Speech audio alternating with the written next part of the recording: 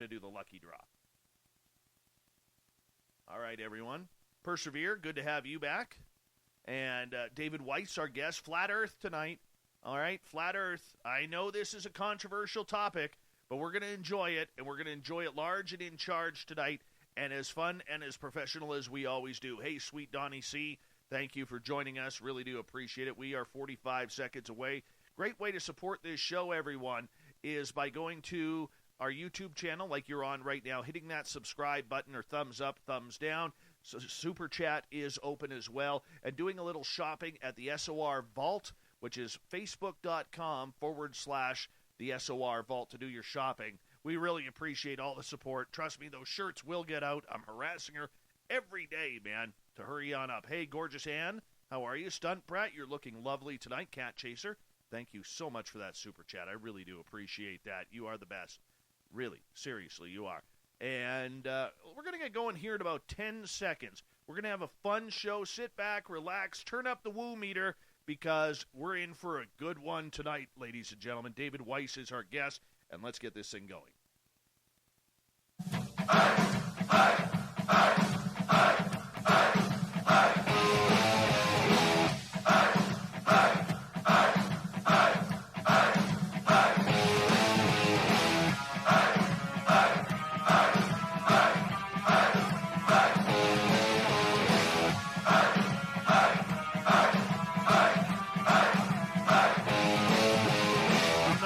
Central British Columbia to you listening around the world. This, my friends, is Spaced Out Radio. I am your host, Dave Scott, sitting in the captain's chair of SOR headquarters. We welcome you to tonight's show on our terrestrial affiliates around North America, digitally on TalkStream Live, KPNL, and Revolution Radio. If you want to take a listen to our archives, they are free for you at youtube.com/Spaced Out Radio. Just do old Davey the favor, hit that subscribe button. Follow us on Twitter at Spaced Out Radio and on Instagram at Spaced Out Radio Show. Our website is spacedoutradio.com, where we have a plethora of features for you, including rocking out to Bumpcore and reading up on Captain Sir's SOR Newswire. Tonight's show is brought to you by Chive Charities. Help make the world 10% happier by visiting Chive Charities today. You can find them on our website. I want to say a big Happy New Year to everyone in our Spaced Out Radio audience. As you know, it is that time of the year. It's our last show of the year, and we want to make sure that we go out with a woo. And that's exactly what we are doing, as David Weiss has come to an understanding about the Earth, that it's flat. Not globe-shaped. No, he's an anti-glober, as we were taught in school. The host of the Flat Earth podcast uses science and research to debunk some of the long-held beliefs about planet Earth.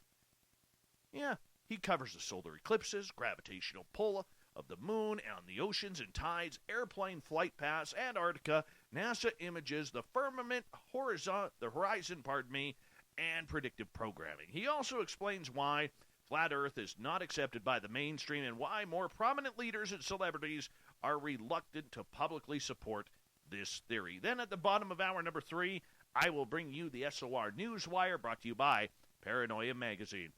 Now, David Weiss, welcome to Spaced Out Radio for the first time. Happy New Year to you, my friend. Happy New Year to you, Dave. I'm excited for this conversation. I just want to start out, for those of you new to this topic that think that I'm crazy, I was you, and I thought this topic was crazy. But tonight, I'm going to say some really crazy, insane things, and I'm also going to say some things that make perfect, total common sense. And what you'll realize is the crazy things that I talk about all are describing the helio-nonsensical model, which I call it, and the, oh, that makes sense things are going to be about the flat Earth. Well, we're going to get into it because you were a round eye at one point when it came to the planet, and like most of us who walk the Earth with you, we all think it's round, but you had a change of heart. I want you to explain how you went from believing the Earth is round to it believing the conspiracy that it is flat. So the conspiracy is that it's round, and we've been programmed that it's been round since before we could talk. All children's programming, all of our schooling, every movie, every television show are all globe programming, and it's been taught to us literally when we were in our cribs and we had that solar system mobile hanging over us, and our NASA sheets and everything else. So I used to do a conspiracy podcast, and in the third year, people started sending me, "Hey, Dave, have you looked into the flat Earth?" And those comments like that would basically get your email deleted. If you sent another one, it would get you banned from our social media for being so stupid as to waste my time to ask me to watch a 1-minute video. Even a 1-minute video, I wouldn't do it. Then another prominent researcher told me she thought the Earth was flat and sent me a series of videos by Mark Sargent called Flat Earth Clues. And I watched them. I said, that's interesting. I'm just going to prove the globe and put an end to this. That was 6 years ago. Since then, I've left my own company. I do this full time. I'm the host of the Flat Earth podcast. I'm the creator of the Flat Earth Sun, Moon, and Zodiac clock app, which is literally one of the only ways to get real content because it's all being hidden. And here I am talking to you, looking forward to this conversation. So that's my journey in a nutshell. All right. Now, when you first decided to come out as a flat earther, let's start out with your family, your friends. What did they say to you, man? If they had the choice to institutionalize me, they probably would have. But luckily, they didn't. But my, some people close to me got it. Some people close to me are no longer close to me. You may lose some friends and family members over this topic because it's such an emotional topic. It's easy to fool somebody, but it's much more difficult to convince them they've been fooled, especially when you're ripping out their entire world belief out from underneath their feet. Nobody likes having their ball taken away. Oh, no, and I understand that, okay? I really do. But, I mean, the fact is, you have to throw out everything that we have been taught. Now, there are certain things that I can agree with about that, okay? I can agree that there's life out in the stars. Why? I've seen aliens. I've seen UFOs. Many of our listeners have as well. But to throw out every piece of mathematics, every piece of science, every piece of physics, every piece of chemistry, and the like, all because we want to believe that the round Earth has never, ever been round. I mean, that seems like a tall tale, my friend. Let me unwrap some of that for you. So let's start with one thing at a time. You said you believe in aliens. How about this? Let me describe what the flat Earth is and what it isn't, and then I'll talk about extraterrestrials, and you're going to find out, wow, that makes a lot of sense. We must be talking about the flat Earth when I explain it. So the flat Earth is not, if you search flat Earth, you're going to end up at the Flat Earth Society. The Flat Earth Society is a government-controlled disinformation site to make you mock flat Earth and never seriously look at it. If you Google images of flat Earth, you're going to see a flat pancake flying in a heliocentric solar system with other round planets. No flat earther believes that. No flat earther believes anything that's on that site or anything that Google will deliver you when you search for flat Earth. What the flat Earth is, think of it as this. Start off with a puddle after a rainstorm accumulates in the low spot in the land, and the edge of that puddle is just the land that's higher than the water's surface. Now expand that bigger to a pond. It's just a bigger puddle, and a lake is even a bigger puddle. And if you had some high spots of land in the middle of that lake, we'd call those islands. And the shoreline of the lake is just the land that's higher, that's containing the lake. So if you're on a lake and you sail to the edge of the lake and you get off, you don't fall off the lake. You just walk onto the land. As a matter of fact, if you sail to any continent in the world, the Caribbean, Florida, wherever you want to go, you get off your boat and you walk into town and you buy your beer or your dinner or whatever you want. That's normal. But if you sail to the shoreline of the world pond, think of all of the oceans of the world as a big pond, and the islands are all of the continents. But if you sail to the edge of that pond, that's the land that we call Antarctica. Antarctica isn't a continent at the bottom of the ball. It is the surrounding land around us. But the funny thing is, you can't just get off the boat and walk out. You have to climb up 100 or 200 feet to the land, the plateau. It's the highest land at Earth. It maintains the world pond. We live in the Antarctic basin. And the best way I describe it is the flat Earth is the basement of the universe. We can talk about what's underneath the flat Earth later, and we live in this pond. So, what is so the question is, what is beyond the shoreline of Antarctica? there may be other continents out there in the outer spaces across the flat Earth plane. So if you could fly over Antarctica outwards, you may come across other oceans and other worlds where extraterrestrials, extra territory, where they come from. So they're not coming from trillions of miles away and then crashing here in Roswell, New Mexico. They're coming from just a couple thousand miles away across the flat Earth plane. One more thing I want to say is we're going to talk about many things. Lots of things under our feet I can show you science that proves, but anything above cruising altitude or beyond the shoreline of Antarctica is speculation because you and I can't go there. And I'm happy to speculate. I love it. But I'd rather, the real stuff that I want you to pay attention to is the stuff that we can prove right here under our feet. Okay. And I understand with what you're getting at. And what you are saying, though, and I will tell you, and I mean this with all due respect, it makes little sense to me, okay? And let me explain why. Never mind what we have accomplished or not accomplished. What I don't understand is going back 5, 6, 7, 800 years, why would mankind would create the theory that the world is round? I've heard the suspect claims of, well, they wanted to control the people. That rounding an Earth is not going to satisfy that complaint for me. So I'm going to ask you, give me a reason to believe why a conspiracy of 7, 8, 900 years is logical. So my question is, where did you get the number of 7, 800, that many years? Because in history, that's when it was reported that the great debate of whether or not, or 500, 600 years ago, where the great debate of whether the Earth was round or the Earth was flat came out.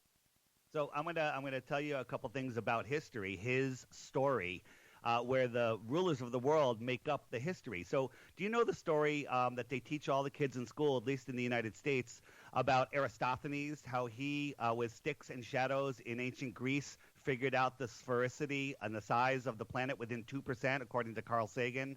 You know that story? No, fill me in.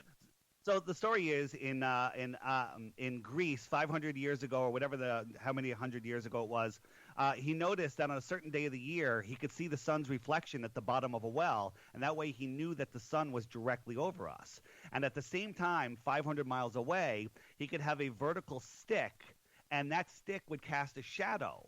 And he says the only way that it could cast a shadow is if the Earth was a sphere. Did some trigonometry and said, oh, the Earth is, and he came up with a number that's within 2% of what they say the Earth is right now. So he is Carl Sagan in the original series Cosmos, and Neil deGrasse Tyson, the high priestess of scientism, say the only way that can happen is on a curved Earth. But the truth is, on a flat Earth with a close small sun, like we believe, you can have the same thing. If you had two candlesticks on your desk and you held a light over one of them, the one that has the light over it will have no shadow and the other one will have a shadow. You can do some math and come out with how big your table is as a sphere, but it's really not. It's flat. You're just taking data and using a math equation. But here's the funny part. Eratosthenes was the most famous mathematician of his time because he discovered that the Earth is a sphere and how big it was. But there was other mathematicians that came out of the same area over the next couple centuries that wrote many books on math, and none of them ever mentioned Eratosthenes. That's like writing a book about the history of the Chicago Bulls and never mentioning Michael Jordan. The funny thing is, the oldest book we can find that has Eratosthenes in it, now he's in it, but no mention of his experiment until the books in the 1980s came out. It came out in a Rockefeller textbook that was inserted into the school system, so it's a made-up story. And here's the interesting part of this. I was interviewing a 102-year-old woman this past January about the World's Fairs. And while I was talking to her, she was telling me a story about her 5th birthday party, and she remembered details of her birthday party. And I asked her where she went to elementary school. She knew where it was, the teachers' names, kids in the classroom. She was remembering it all. And I said to her, what did they teach you in science class in elementary school? And she looked at me, and I had never mentioned flat Earth there. She looked at me, she goes, they taught me that the Earth was flat, but then they changed it later. Then we found people, a woman from Croatia, and she said in the 1930s, everyone in Croatia was taught that the Earth was flat. So I claim that this changeover to the ball Earth did not happen until the early 1900s, and our history is completely a lie. Okay, but that still doesn't answer the question as to why the conspiracy. I don't buy the entire thing. Well, we're trying to pull the wool over everyone's planet, so we're gonna, or everyone on the planet, so we're going to tell them it's round. So that makes no sense. Well, what makes sense is we're going to jump right to this, and this would have scared me away before I discovered the Earth was flat. Just to give you a quick little backstory, I'd be listening to somebody giving a report on whatever, and I have 3 pages of notes, and then they would mention the Bible or the Quran or God, and I would just tear up those notes, and I'd unsubscribe, and I wouldn't listen to them because they're religious fanatics, and I didn't have any belief in any of that.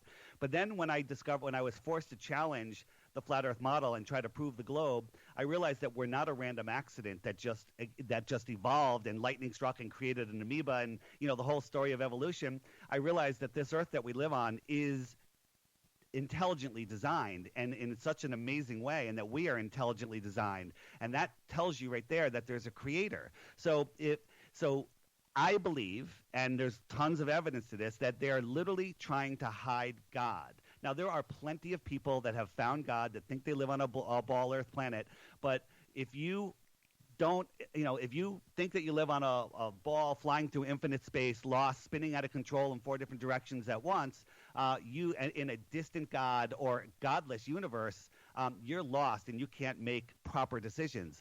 But if you realize that you are at the center of creation, that you are created by a God, that you have power, you have free will, you can take your power back and stop giving it to the elite that are trying to run the world by using your energy, your fear. They have us in fear of many things that are all frauds. But once you see that we are the center of creation, you take your power back and take it away from them.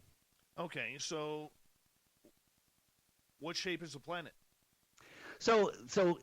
What shape is the planet? That's a great question. There's hills and valleys and mountains and everything, but the planet is 70% water, and large bodies of water at rest lay flat. We've measured it with lasers over frozen lakes for hundreds of miles. We've measured it with microwaves. We measured it with mirror flashes at the sea level, where the observer, that mirror should be 100 feet below the curve of the Earth, but we can see the flash of the sun. We've done lasers, as I said, microwaves, all sorts of things, and we can see things that should be behind miles of curvature now. Our optics have outgrown their lives. We have consumer-grade cameras that can zoom in on things that should be a mile below the curvature, and then we can convert these cameras to infrared, and we can see way farther. We can see things that there's no way you can see them.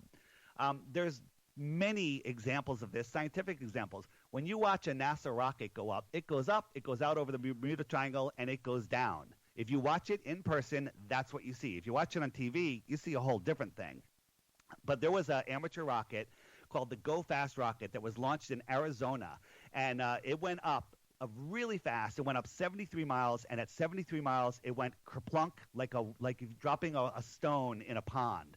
And all of a sudden, it stopped spinning. It's floating, and when it turned on its side, it could see the moon because it was up high enough where the sky was black. It could see the moon, but the moon at that time was over Australia. This is in Arizona. The only way you could see the moon is if you could see through the Earth if it was a sphere, but it could see the moon because it was high enough and clear enough up there, and it was far enough from the moon where it wouldn't get compressed into the horizon because it was high enough. So we saw the moon. The Earth is flat, period. What shape is it? That's a great question because I would say that the world that we live in, the limits, because we live inside the Antarctic Treaty, it's circular. It's circular, like a circular pond. That's the closest shape that it is.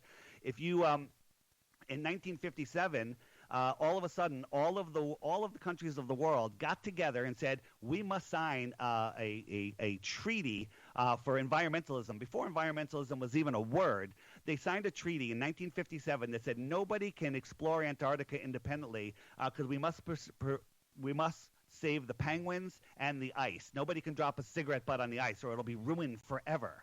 And meanwhile, we can deforest the Amazon and plant palm oil trees and do all sorts of other atrocities, but nobody can go there. That treaty cannot be questioned by you, by me, or any corporation until the year 2041. 2041. That is crazy with all of the wars and all of the resources and we're running out of oil and stuff. It's a resource-rich land that's bigger than America, Admiral Byrd said, but nobody is allowed to explore there. There's 15 different companies that you can go take a tour of Antarctica, but it's not really a tour. It's like going to the gift shop of an army base and saying you saw the army base when you really were just on the outskirts. It'll cost you $10,000 to $30,000 to go there just for a couple days. They'll show you the penguins. They'll take you a couple miles out south. They'll show you a pole in the ground. They'll tell you it's the South Pole, but it's really just a pole in the ground, and there's no way to verify where you are because GPS doesn't work down there, and neither do compasses, right? And then they'll kick you out. There's no independent exploration of Antarctica because if we were allowed to explore there, we would find out that the Earth is not a sphere. Third time. What shape is the Earth? Well, what shape is, the overall, it's relatively flat. I understand that, but what's underneath? You said after Antarctica, it could keep going. We don't know. So I'm asking you, what shape is the Earth? So you've seen the cutout of the ball that shows us all the layers down to the mantle from our science books. But really, that's just a meme because the deepest hole ever dug is just short of 8 miles. At 8 miles, they hit an impenetrable barrier. And that barrier, they couldn't drill through it. They couldn't explode. They tried for years getting through it, and they can't get through it. So nobody knows what's below 8 miles. That's equivalent to taking an apple and drilling through the skin of the apple, barely getting through the skin of the apple. And by the way, when they were drilling that hole, they were using ground-penetrating radar and tech to see what they were going to hit next, and they were wrong every step of the way. But when they hit that impenetrable barrier short of 8 miles, all of a sudden they know what's all the way down at the core. It's all pseudoscience. It's made-up nonsense to uphold the helio-nonsensical model, literally to hide God. Okay. So let me rephrase the question. What is underneath this pancake?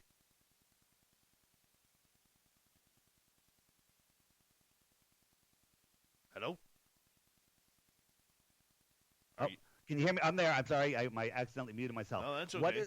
What is underneath 8 miles on the ball Earth? Nobody knows because we can't get there. So you're asking me to answer something that nobody can get through. There's an impenetrable barrier. I think hell is below there. That's just me speculating, but, what do I know? I don't know anything because nobody knows what's below 8 miles. Nobody on the ball Earth or flat Earth can get below 8 miles. So you can't ask me that question. You can ask me, but I can't answer it. Okay. So this wall of ice that surrounds the entire planet, if we could call it that. I don't even know what to call it now. Call it the plane, the Earth plane. Okay, the plane. Okay, how high is that wall of ice holding in the water? It's approximately 200 feet, 100 or 200 feet, somewhere up there. I haven't measured it myself, but if you just Google Antarctic ice wall, you'll see videos and pictures of it. Antarctica, as I said, is the highest land on Earth. It maintains the Earth pond. So Antarctica, it's not a wall like the Game of Thrones with two sides to it. It's the shoreline that's a very high shoreline. So you get to Antarctica, you go up 200 feet, now you're on the Antarctic Plateau, and it goes for hundreds of miles, and then there's mountain ridge that's supposedly higher than Mount Everest. But they don't tell you that in school. Okay. We got about 40 seconds here before we have to go to break at the bottom of the hour. David Weiss is our guest tonight talking flat Earth. Okay, so can that ice melt? It could, but Antarctica is the coldest area on Earth, and on the other side we'll talk about why Antarctica can't melt, but the North Pole can melt when they should have the same weather 6 months apart. Well, I know living in Canada here, where I am, cold. It's cold. Yes. It's cold. I'm cutting glass right now as we speak. We'll talk about it on the other side, but I have a great answer for that. Oh, I want to hear it. I totally want to hear it. Ladies and gentlemen, Happy New Year on behalf of everyone here at Spaced Out Radio, our great team of Corns, the booking guy, Spookles the cat, Gail, the Captain Shirk, Ashy, Chuck, maybe even myself. I haven't figured that one out yet. Amber. We got a great team. Wishing all of you a very happy new year here on Spaced Out Radio. We continue with Flat Earth Talk with David Weiss right after this.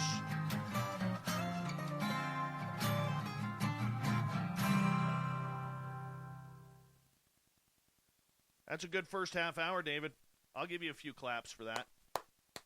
Thank you, and thanks for being tough. Hold my feet to the fire, my friend. No problem. No problem, bud. Like I said to you, I'm going to be extremely fair because that's the way I do things, man. And I try to keep my answers short, but you're asking me questions that take a little bit of time. So the audience is not here to hear me. They are here to hear you. They're just here to look at my fantastic looks.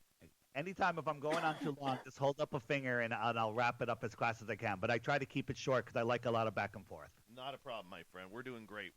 I'm having a very good time. Thank you for doing this. You're the man. No, you're the man. You're the man. There we go. Let's see here.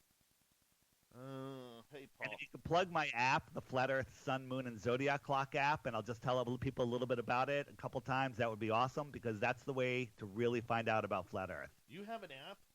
Oh, my God, it's amazing. And I'm going to gift it to you after the show. Oh, well, I'm going to accept that. I am going to accept that. All right. Let's see here. We've got about 5 minutes here. 4 minutes. Oh, nice. Yeah, nice and relaxed, chill out, you know. Wish I had some music to play, but I don't. I got commercials here. Bumblefoot Hot Souls.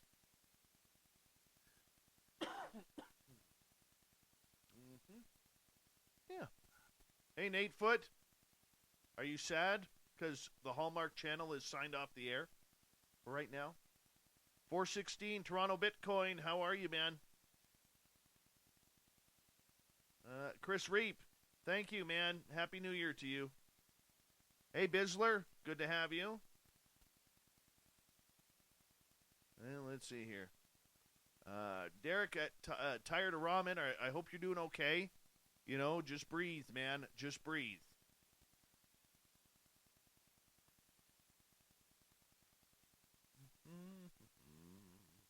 Hey, Super Quest. Rockford Scanner, Happy New Year to you. Gorgeous Marie, Happy New Year to you. Ron K-Xylophone, thank you for joining us in the chat room. Appreciate that. Look at Big Bad Dearth there. That's David Weiss, everyone. Give him a round of applause. After the show, he will be signing autographs just on the lineup to the left. You must bring a flat pen, though. Oh, come on. That was funny. That was funny. That was funny. I like it. Yeah, Rafaela, welcome back. The lovely and talented Rafaela is here. I love her name. Rafaela. Just awesome name. Rolls off the tongue nicely. Yes, that was Kay Kaylee. That was, what the hell is it called? Now why am I not remembering this? It's one of my favorites.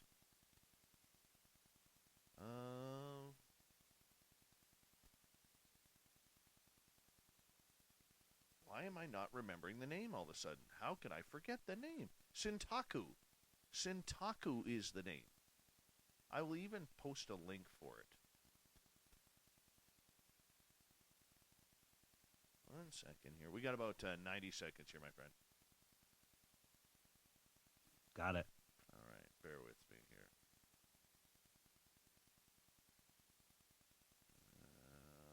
There we go. Our music guy who does all of our music here, he used to be one of the lead guitarists of Guns N' Roses. There's a link to Bumblefoot Sintaku by the fantastic Ron Bumblefoot Thal. Dennis Sinkovich, welcome. Welcome to the show. Welcome to our chat room. Thank you for joining us. Who else do we got? Oh, let's see here.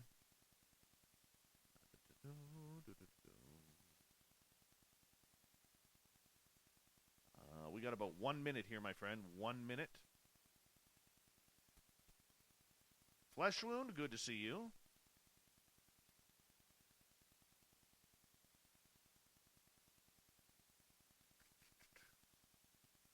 It's Guns N' Roses always, Elliot.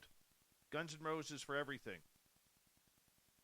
And Sons of Apollo, 6 a.m., Metallica.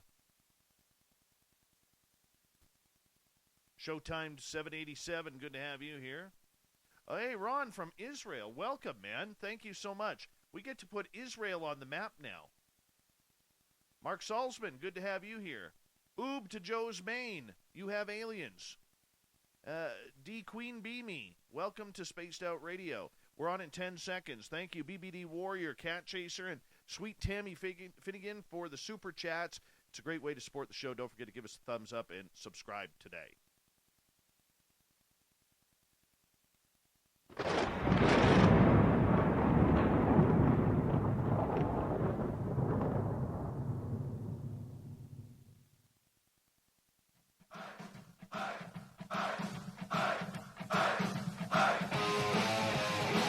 Second half hour of Spaced Out Radio is underway. Happy New Year to all of our great listeners out there in Radio Land. We really do appreciate each and every one of you for tuning on in. We want to remind you that if you miss portions of this show or others, check out our free archives by going to youtube.com/Spaced Out Radio. Do old Davey the favor, hit that subscribe button. Our website is spacedoutradio.com, where we have a plethora of features for you, including rocking out to Bumblefoot and reading up on Captain Shirk's SOR Newswire. Follow us on Twitter at Spaced Out Radio and on Instagram at Spaced Out Radio Show. Tonight we go down the conspiratorial world of flat Earth. Is it real? Is it fake? Are we living in a matrix that is just full of BS? The man to break it on down for us is the Flat Earth Podcast host, David Weiss. David, thank you so much for taking the time to be with us. I'm thrilled to be here, man. I'm thrilled to have you here as well. Now, I want to start this part off with this, man. All right. My father-in-law was a pilot for 50 years.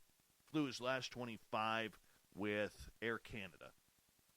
And being up that high, he claims to have seen the curvature. How high? Is every pilot out there, commercial and military, lying about this? Absolutely Is he lying not. to me? Is he lying to me? No.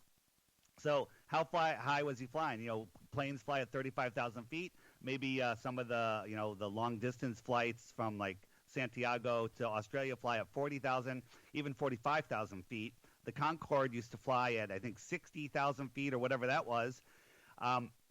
But Neil deGrasse Tyson, the high priest of scientism, he says at 127,000 feet, where Felix Baumgarten did his red bill jump, that you cannot see the curve of the Earth from that height. We've sent balloons up to 120,000 feet without a fisheye lens, and it's perfectly flat. But if you watch the Felix Baumgarten jump, there's a massive curve to the Earth. But the problem is you're seeing maybe a fifth of the Earth with this big curve, and it's all New Mexico. It's all New Mexico. That's crazy. It's just a fisheye lens. Yeah, but that's easy to say. You don't know. Well, you're not in the craft. Actually, we did send up balloons to 120,000 feet with non-fisheye lens, and they photograph perfectly flat horizon that rises up to eye level. Okay, where was this and when? Oh, all the time. There's tons of them, and I'll tell you where to find these videos. But what was I going to say? The pilots. Why are all pilots in on it? No, most pilots don't know, but many pilots know. But they can't talk about it. We interviewed on a show called Globebusters, which goes every Sunday on YouTube, and we had a KLM woman pilot. And she talked about how she knows the Earth is flat, and she was grounded the next day. She lost her job, essentially.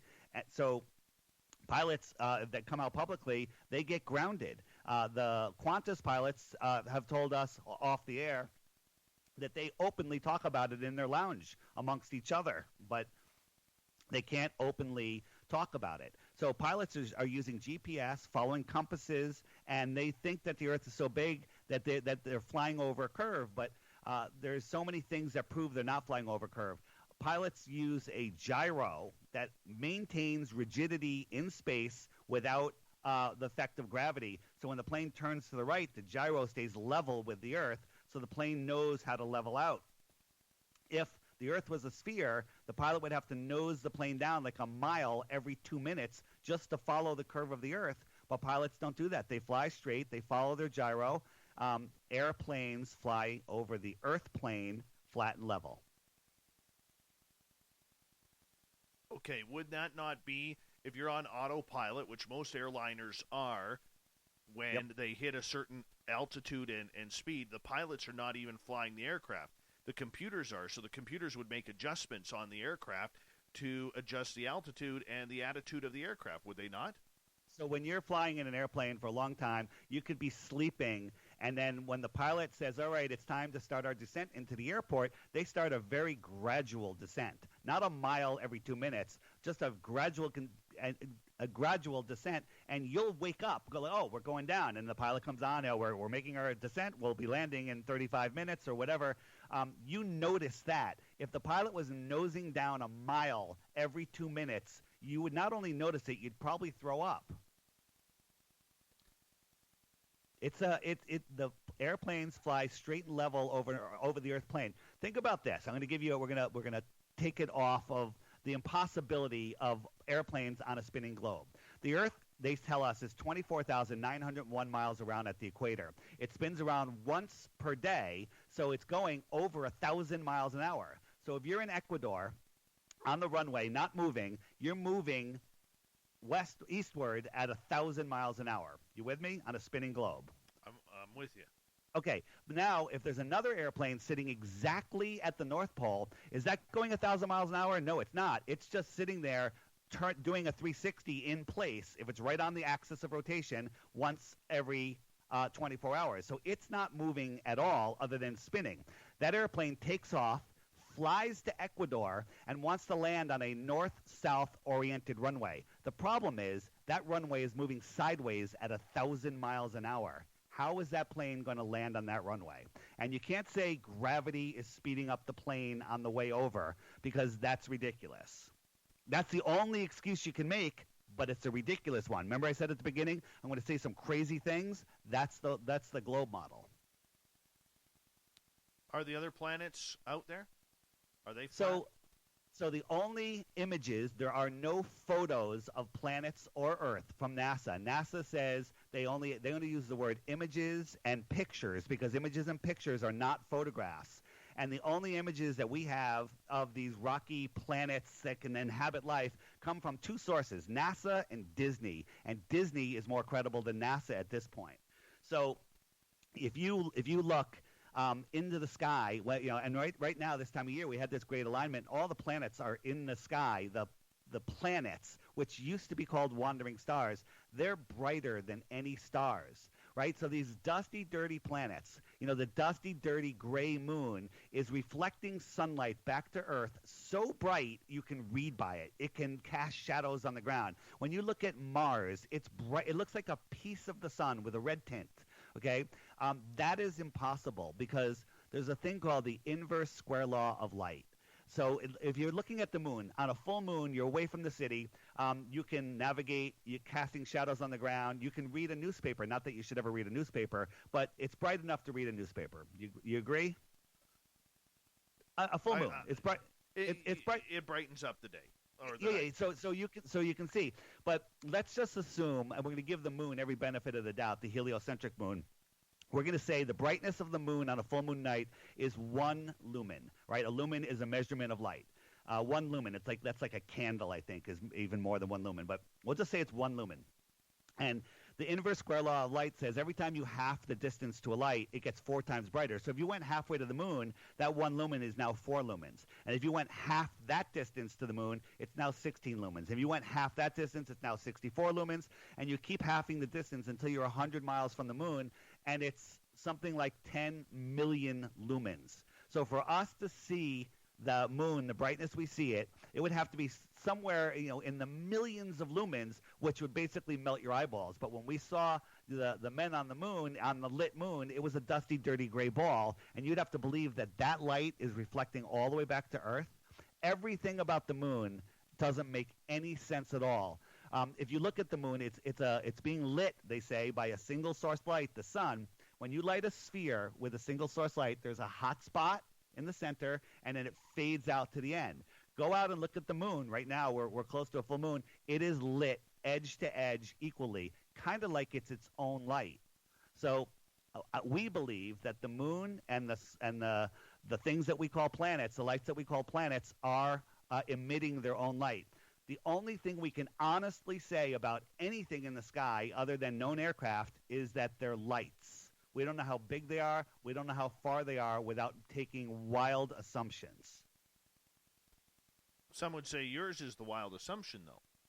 Well, we're not making assumptions. We're not saying what they are. But science tells us that the sun is 93 million miles away. Do you know how they figured that out? I'll tell you how they figured it out. Mathematics? One day, mathematics. So here, let me tell you the equation that they did. One day, Venus transited the sun, and whatever that thing Venus is, it did transit the sun. And they had people time it when it started transiting from the East Coast, and then they also had somebody on the West Coast where it started like a minute later or a certain amount of time later. And they said, okay, that's because of the curvature of the Earth.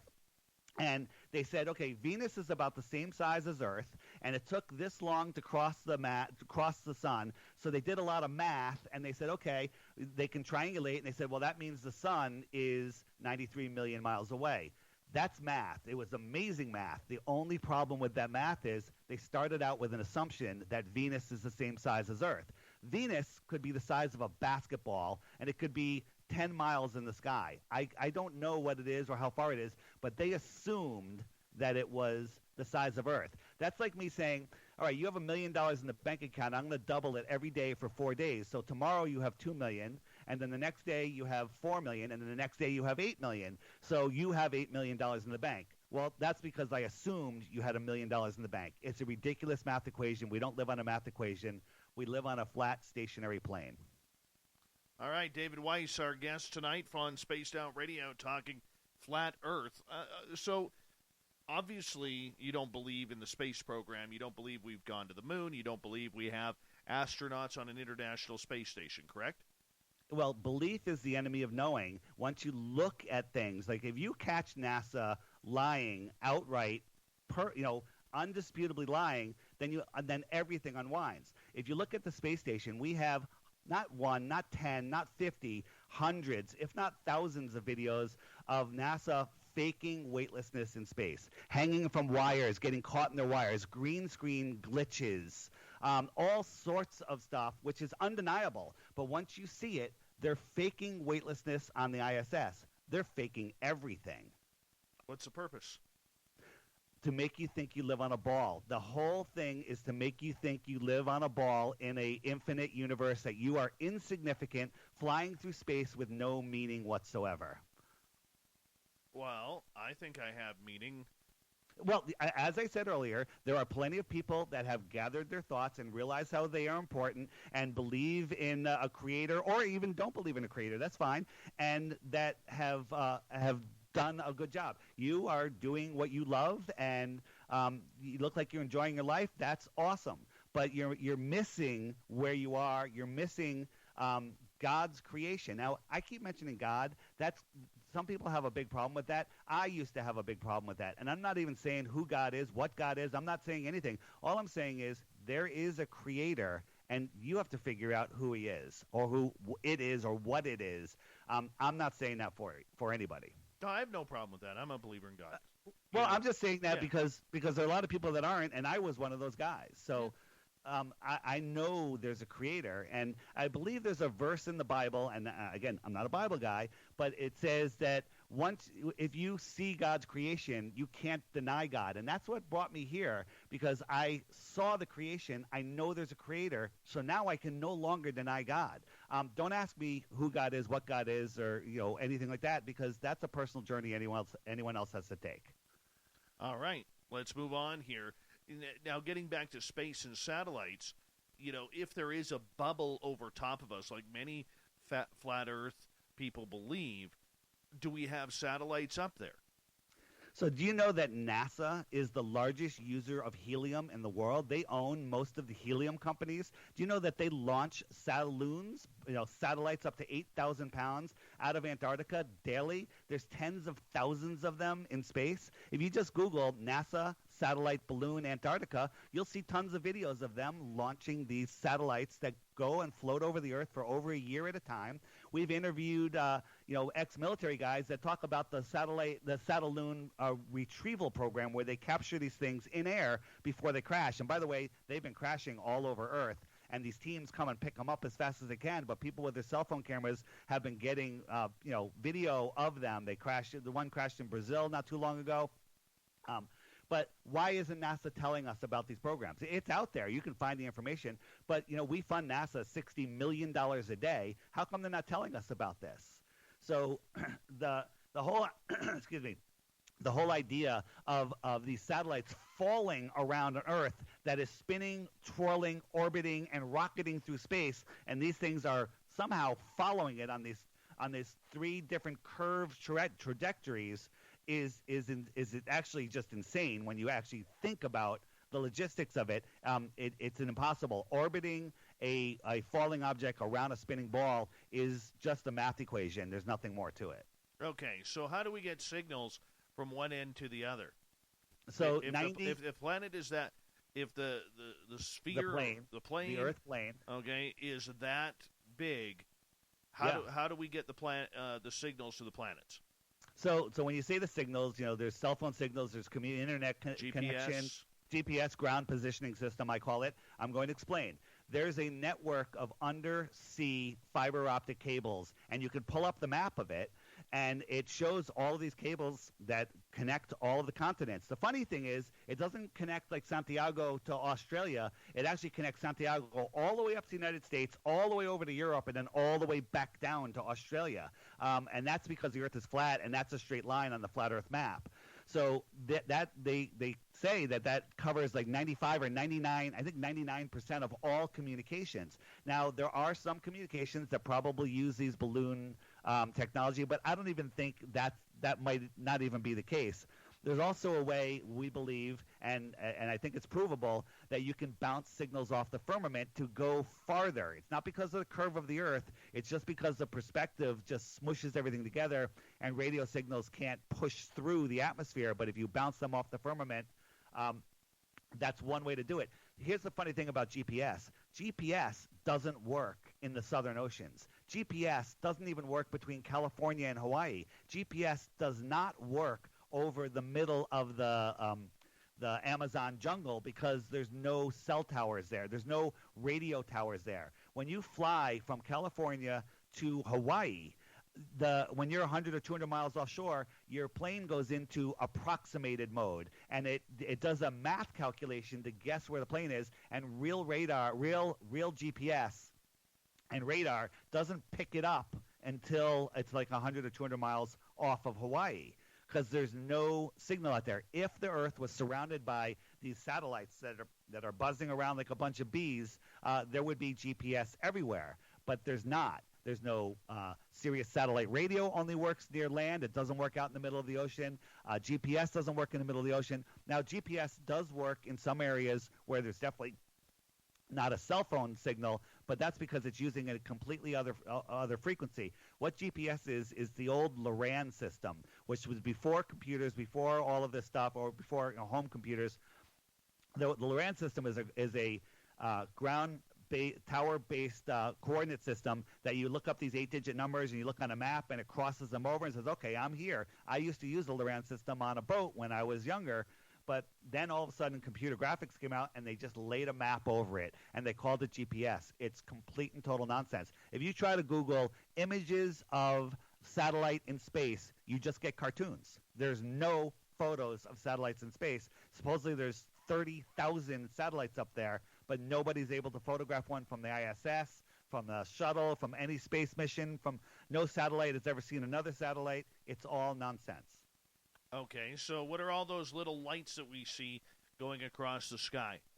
As I said earlier, they're lights. We don't know what they are. If you have night vision, good night vision goggles, which they're tough to get, unless you get military ones. There's all sorts of stuff going on up there. Are they man-made? I don't know. Are they extraterrestrial? I don't know. Are they natural?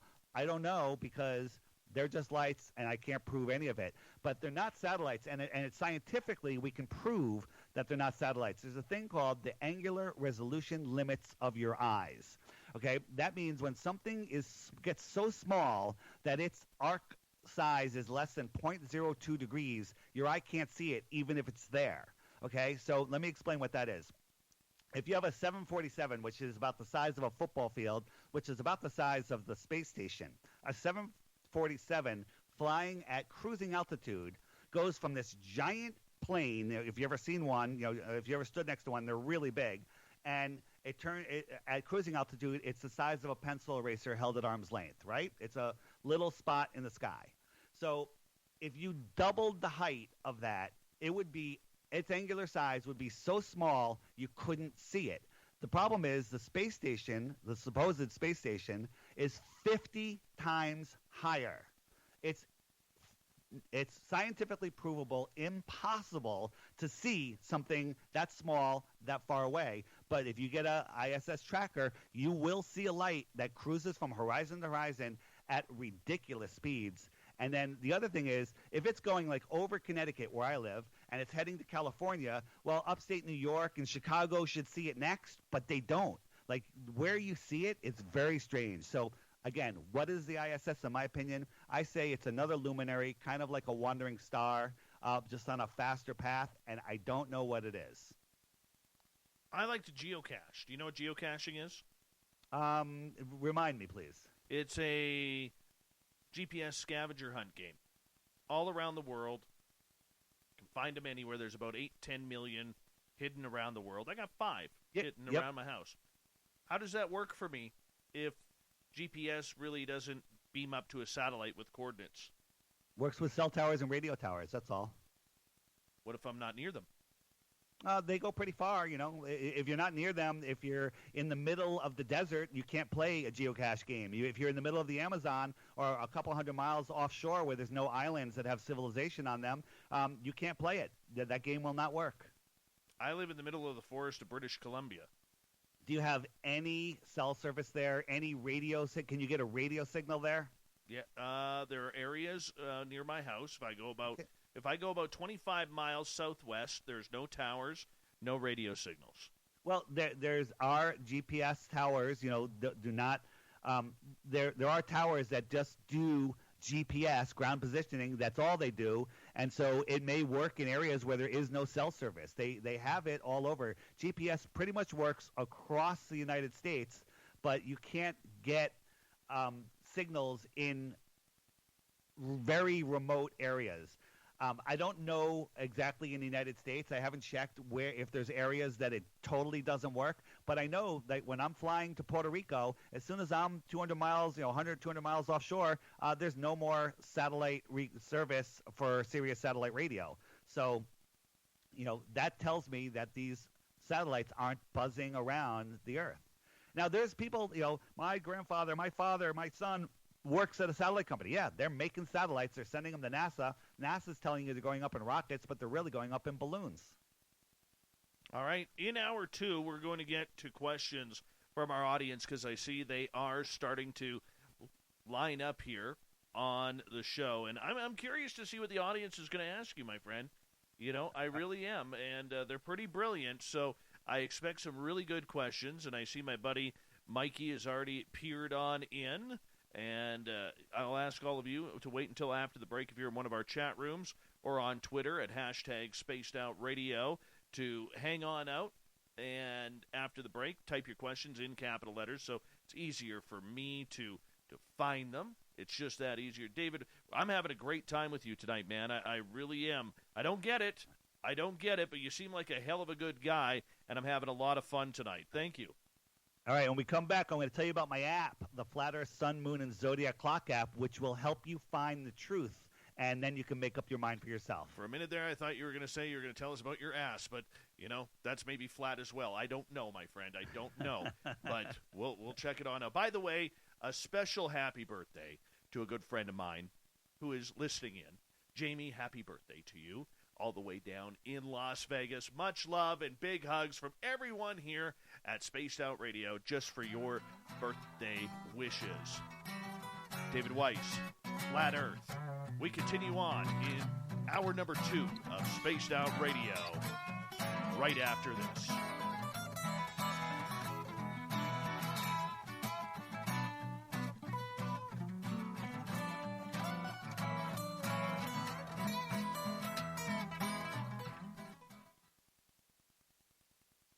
All right, man, we're clear. I'm going to run my dogs outside, okay?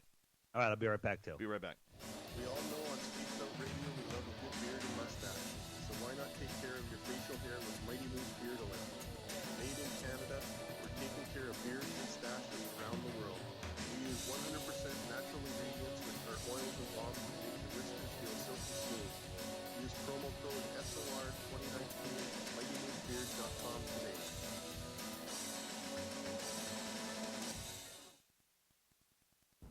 Are you intrigued by Paranormal Talk Radio? You'll love the new Paranormal Radio app from TalkStream Live. You'll find a great selection of talk shows covering UFOs, ghosts, strange phenomena, and much more. Download the Paranormal Radio app now and start listening to the very best in paranormal talk entertainment, including the network you're listening to right now, the Paranormal Radio app, free in Google Play and the iOS App Store. Get your horns up with me on Spaced Out Radio. This is Ron Bumblefoot Thal. Come tune in to SOR where you can hear me rock out with Little Brother is Watching, the official theme song of Spaced Out Radio. And then come on over to bumblefoot.com where you can find out about my tour schedule, my music, and everything else. Bumblefoot.com keeps you up to date on what I'm doing and the best way to stay in touch with my music and music camps. Sign up for my newsletter at bumblefoot.com and remember, Little Brother is Watching.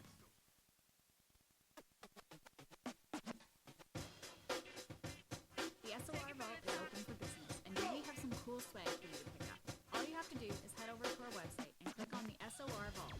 You have a variety of cool logos to choose from, and put them on anything you want. T-shirts, hoodies, hats, coffee mugs, you name it, we can get it to you. So do your shopping by supporting the store you love.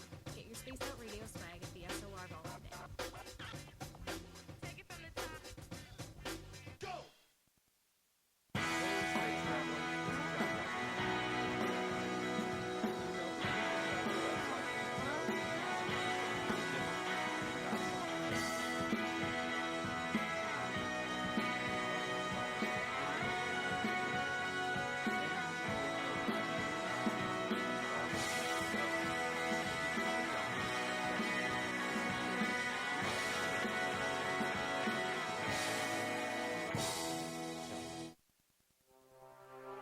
We are scouring the world for the most intriguing stories of your day. Take the time to read up on the SOR Newswire, where our team, led by Captain Shirk, will deliver to you some of the best paranormal and supernatural news, along with some stories that will blow your mind from the weird to the wacky. It's the news outside the news that piques interest, and that's what we're looking to deliver to you. The SOR Newswire, only at spacedoutradio.com.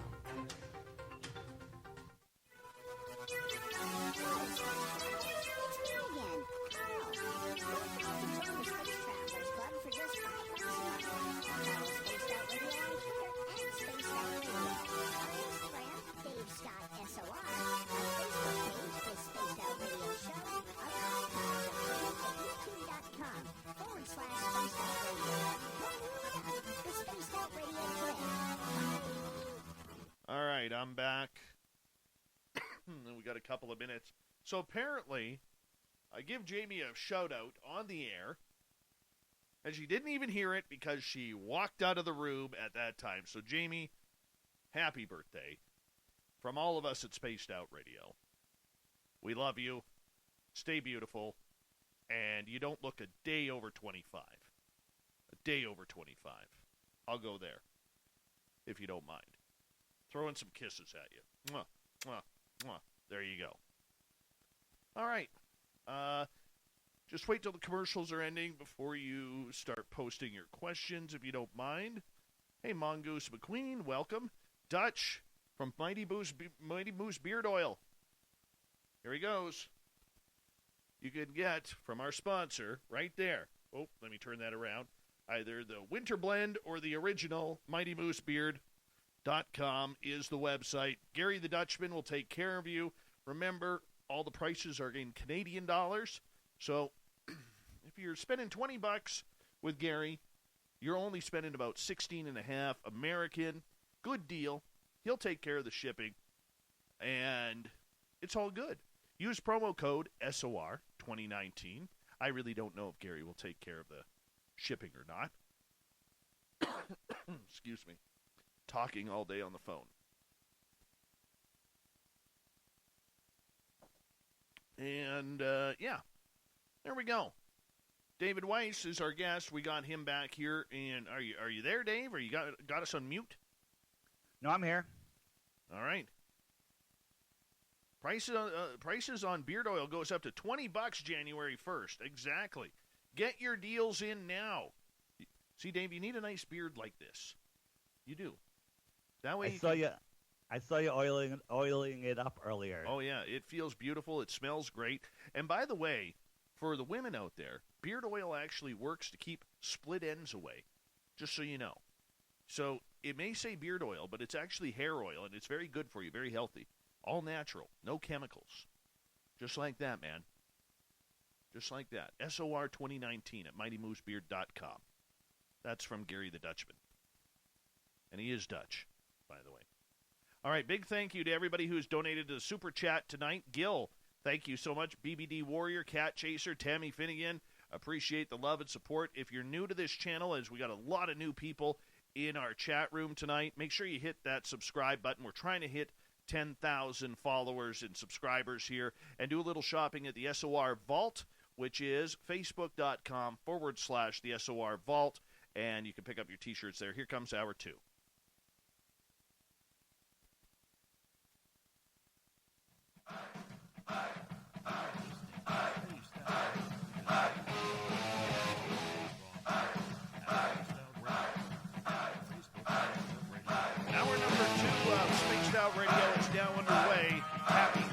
To all of our beautiful listeners out there, may 2021 be the best year ever for you. Well, it can't get much worse, can it? But then again, we better not hope for that. But we wish you all the best in 2021. My name is Dave Scott. Thank you so much for tuning us on in. We really do appreciate it. Thank you to everyone listening in on our terrestrial affiliates around North America, digitally on TalkStream Live, Revolution Radio, and KPNL. By the way, I want to remind you that you can listen to all of our archives for free by going to youtube.com/Spaced Out Radio. Do old Davey the favor, hit that subscribe button. The Desert Clam has set the password for tonight in the SOR Space Travelers Club, Gallimimus. Gallimimus is your password. Use it wisely, Space Travelers, as the Clam sets the password each and every night right here on Spaced Out Radio. Our website, spacedoutradio.com, where we have a plethora of features for you, including rocking out to Bumblefoot and reading up on Captain Shirk's SOR Newswire. Follow us on Twitter at Spaced Out Radio and on Instagram at Spaced Out Radio Show. We continue on with Flat Earth Talk. From the Flat Earth Podcast, David Weiss is here. He's got a great voice, terrible beard, hasn't grown one. I don't know. I think he should. I really do, Dave. I'm going to be honest with you. You need a beard. I have a little scruff going. Not enough for beard oil. Just going to say. I did get a bottle of beard oil as a Christmas gift, hoping that someone was hoping that I'll grow my beard longer. So there we go. Well, you know, there is incentive, my friend. There is incentive. Good to have you on Spaced Out Radio for the first time. Thank you so much for joining us, man.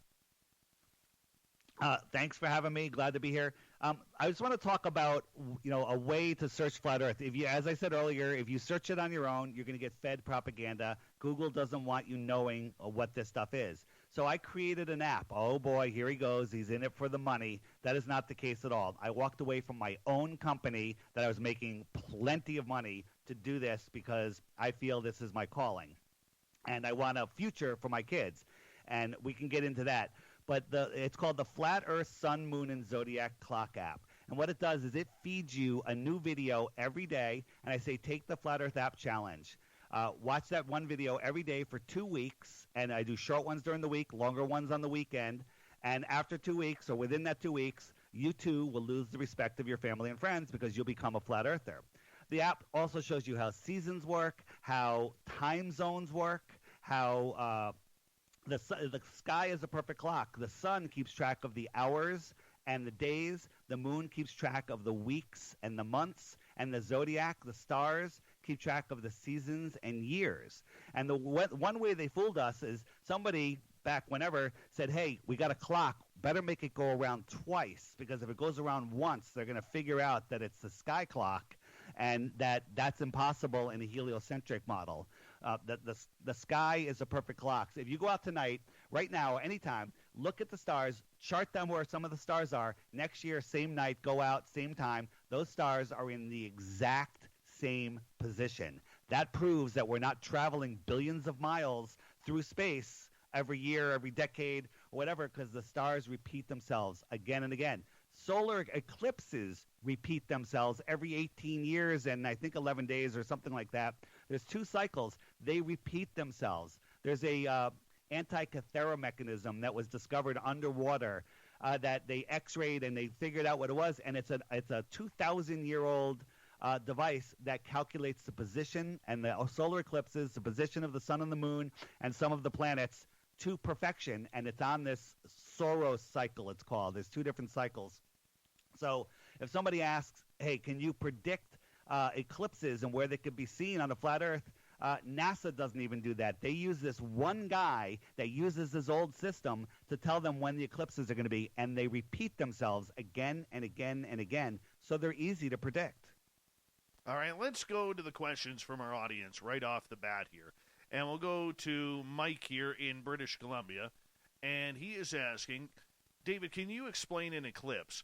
When there's a lunar eclipse, Earth's shadow appears on the moon. No matter how high in the sky the moon happens to be, the Earth's shadow is always round. If the Earth was indeed flat, wouldn't the Earth's shadow appear as a flat line on the moon?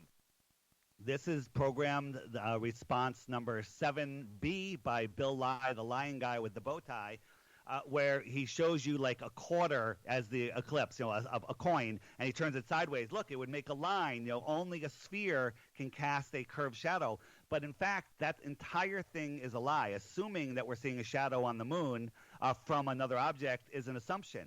But if you take a sphere and cast a shadow on another sphere with a single source light, that sphere doesn't come in as a curved an equal curve that flows over that sphere. Now, if you took if you projected a light projecting a sphere onto a wall, yeah, that curve remains the same. But if you project it onto another sphere, it comes in as a sharp oval. It spreads out, and then it leaves as a more narrow oval off the other side. That's how that works. But if you took a straight edge, and I'm not saying that the Earth is a straight edge or the Earth is even causing this, but if you took a straight edge and eclipsed another ball with a single source light, you do get the same looking shadow, or the same looking curved dark spot that we see during an eclipse. But I'm not saying that at all. There's a thing called the Selenium Eclipse, and there's over 50 of them that are documented. And that's where you're standing, waiting for the eclipse to start. The moon is off to your east or west or whatever, and it's above the horizon. And behind you is the sun, and it's above the horizon. But the eclipse starts before either one of them set. So that's impossible because the moon, the Earth would have to be in between. But it starts, and it also starts where it comes in from the top instead of the bottom. So, again, what we see in the sky, we don't know what's causing it, but what we do know, it's not the Earth, because that's provable by the Selenium Eclipse. All right. And by the shape of the shadow. All right, let's continue on with Human Carl's question along the same lines with the moon and the sun. What causes them? Is your explanation able to predict the date and time of the next one, including where it can and cannot be seen? As I was saying, the Antikythera mechanism predicts them precisely, and they repeat again and again and again. So, yeah, over the flat Earth, it makes perfect sense because the wheels in the sky keep on turning with perfection.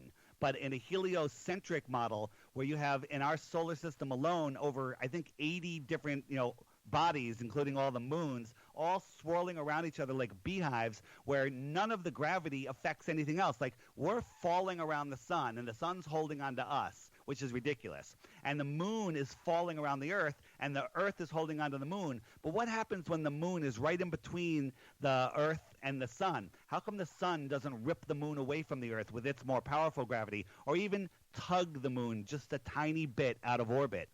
NASA has a problem. It's called the three-body problem. They could take a supercomputer and say, all right, I got a ball this big, it has this much gravity, and I got a smaller ball, and it has this much gravity, and they set them in orbit in this supercomputer, and it works like a clock. They can predict where it's going to be in a year from now and 1,000 years from now, and the thing works perfectly. The problem is, if they add a third body, another moon or another planet, and put it in orbit around the moon or the sun, or around the Earth or the sun in that model, the entire model falls apart and never repeats itself, okay?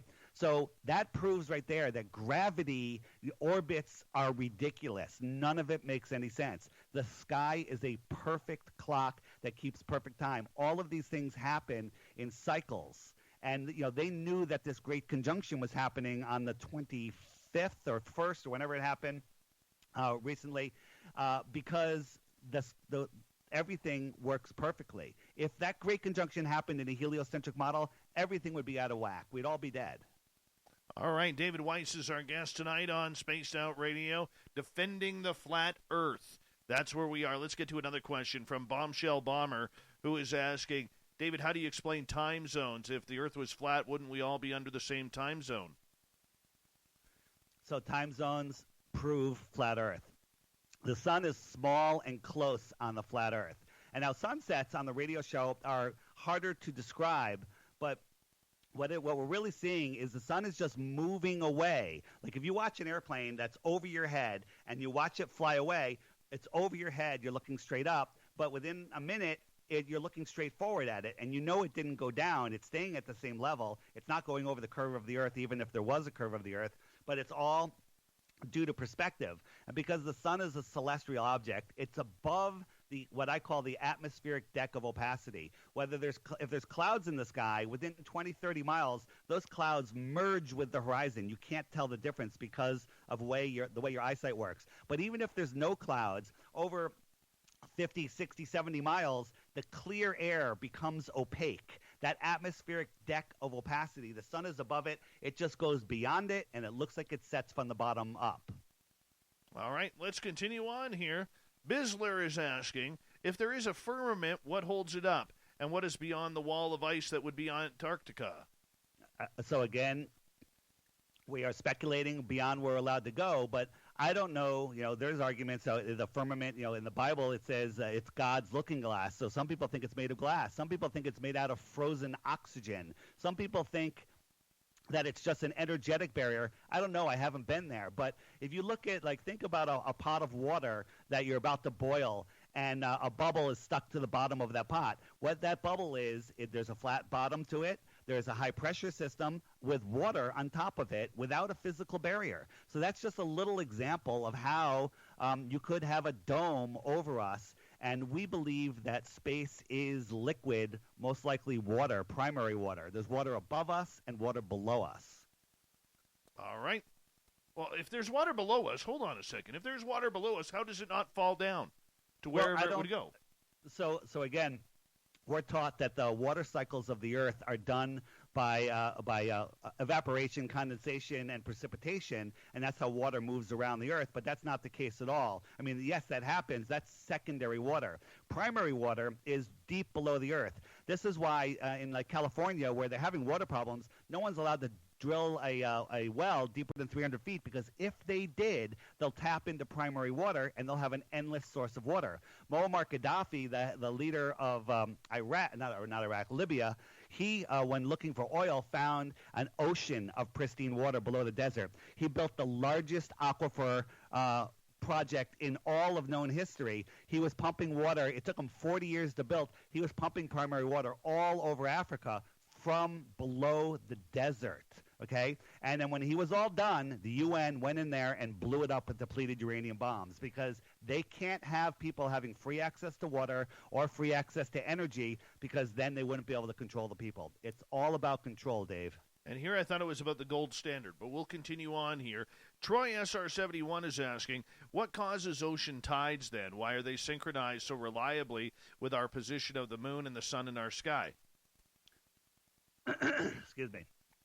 Well, that's actually a myth. They're not synchronized with the sun and the moon in the sky. There's tidal nodes all over the Earth with weird high tides and weird low tides. The heliocentric model says this, that when there's a high tide, when the moon is pulling a high tide, so you got the ball Earth, and you have the moon, and there's a high tide below the moon. So this bulge of water on that side of the ball. But at the same time, there's a high tide on the other side of the planet, on the ball planet. And Neil deGrasse Tyson, the high priest of scientism is made-up science, he says that the moon is pulling the water away from the Earth, causing the high tide, and then the moon is also pulling the Earth away from the water on the other side, creating an opposite bulge. All right? I told you I was going to say some crazy things. That's the heliocentric explanation. Here's the problem. There's high tides that are kind of correlated to the moon sometimes. When there's a full moon, there's a super high tide. But when there's a new moon, there's not a super high tide. What's the difference between a new moon and a full moon? Because a new moon, it's still there. It's just not lit up by the sun. That wouldn't change the gravity, but it does. We believe that everything in this world, the only forces in this world, are electric and magnetic, and the Earth is literally a giant battery. The salt water carries the currents, and the sun and the moon are the anode and diode of the battery. So it's a massive system, and there's a channel, LC King, on YouTube. The letter LC King. Watch some of his videos and take notes, because it'll blow your mind. All right, let's continue on with Ross's question. David, can you please explain the ionosphere? Correct answer, all frequencies below microwave bounce back to Earth. Microwave and light do bend. It's called diffraction. I cannot explain it. That's not my expertise. There's a YouTuber in the chat, Globebusters. Message him, and he can point you to some videos that point it out. It's not my specialty, so I'd rather not comment. Hey, that's fair. If you don't know about it, I would sooner have that answer than an answer that you're making up.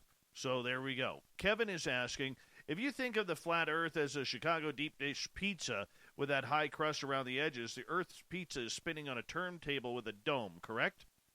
Let me make a quick correction. Anode and cathode, not anode and diode. Ask your question again, please. Sorry. Where did that come from? Well, when I was talking about the sun and the moon being the anode and diode, it's the anode and cathode. Again, right. That's probably over most people's head, I screwed it up, so I just wanted to correct myself because I know I'd be shot down later for saying that. All right. Well, this kind of leads into another question. Let's see here. We've already asked Bisler's firmament question. Mr. Apnea, who and where are all these people faking that the Earth is round? Google, Microsoft, SpaceX, Russia. How are they keeping it silent? So all space agencies are in it together. JAXA, if you looked at the recent Chinese that supposedly landed a rover on the moon and grabbed some dust, it's the most ridiculous, stuff that would get rejected for a B-rated movie. SpaceX is also just part of NASA. They don't launch anything into space. It's all done with trickery. NASA supposedly has 50,000 or 150,000 people working there. They don't. They probably have like 500. And some of the people that we see that are ruling the world, they're just the puppets of the people above them. And I don't know who they are. I don't know where they are. Maybe they're living in lands beyond Antarctica. Again, that's something that I can't prove, but there are ruling bloodlines that are controlling this world.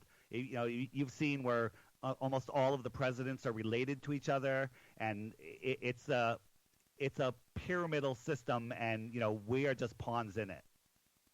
Okay, let's move on here to another question coming from our audience. This one comes from Alan. If the Earth is flat, why is it not daylight all the time everywhere?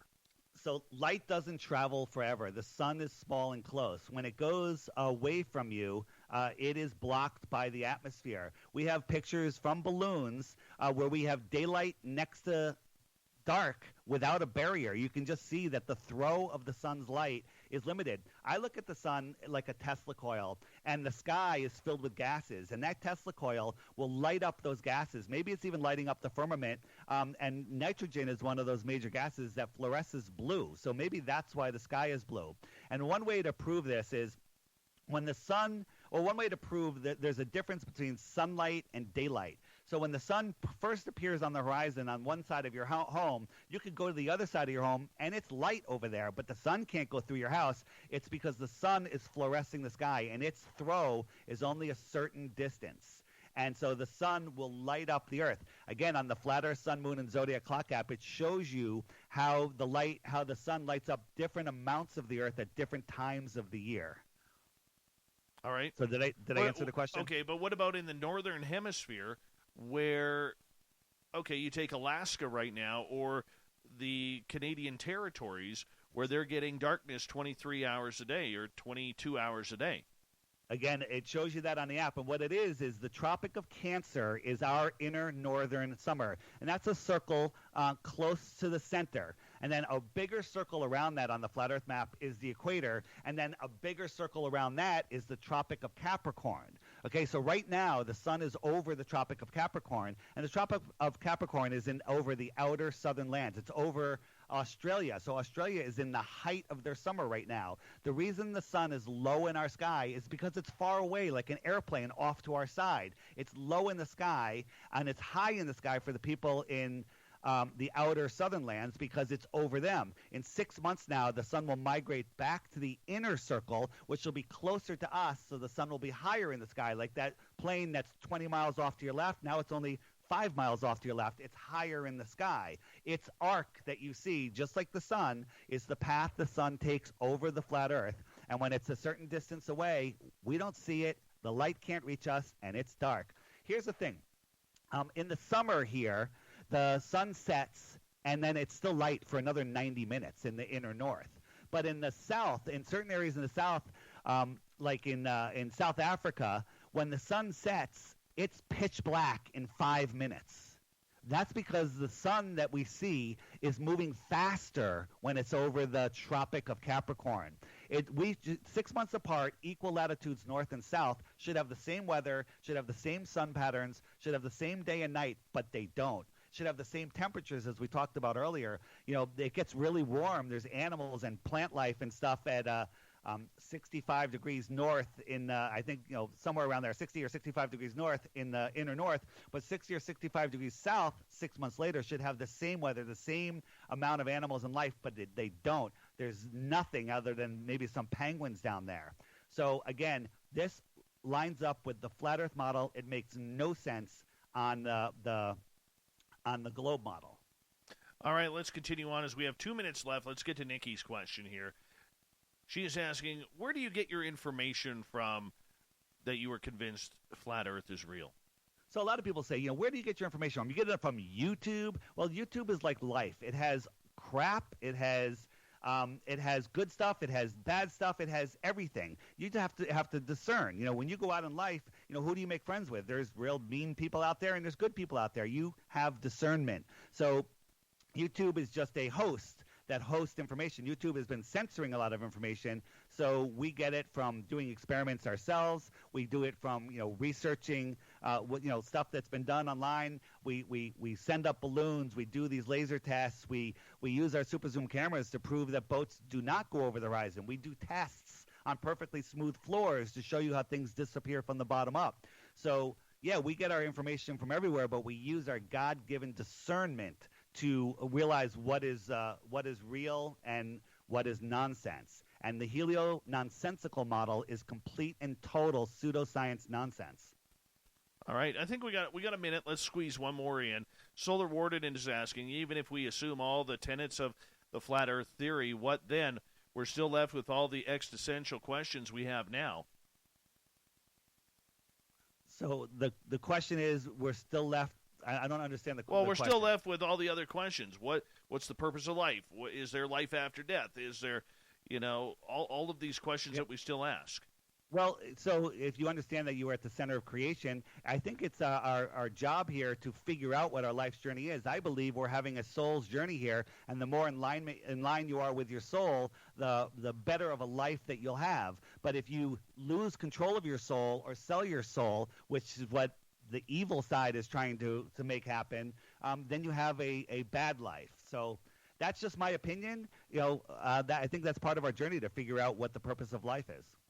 All right, my friend. I'm going to get you to hold on right there. An interesting chat tonight that we are having on our final show of 2020 here on Spaced Out Radio. Happy New Year, everyone. All across North America and the world, we have listeners everywhere, from Australia to Israel to Singapore to the United Kingdom, all over Europe and Asia, and of course all over North America as well. We appreciate each and every one of you tuning us on in. David Weiss, Flat Earth. The conversation continues with your questions right after this. Spaced Out Radio.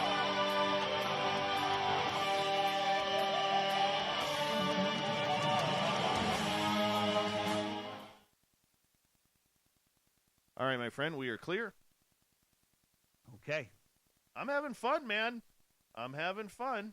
It's a fascinating conversation, Dave, and when somebody has the fortitude to, and willing to put down their ego and look into this for real and take it seriously, there's no denying it once you see it. So it's an amazing thing. The globe has an advantage over the flat Earth. You can just believe it. Belief is the enemy of knowing. You believe something, you're done. You can go take a nap, drink a beer, whatever you want. But if you want to know, it takes time. I've been studying flat Earth every day for 6 years, and it never ceases to amaze me what I find. Give me 1 minute here. A couple things to our YouTube chat room especially. I am literally about to lose all of the questions, starting with yours, Vinny.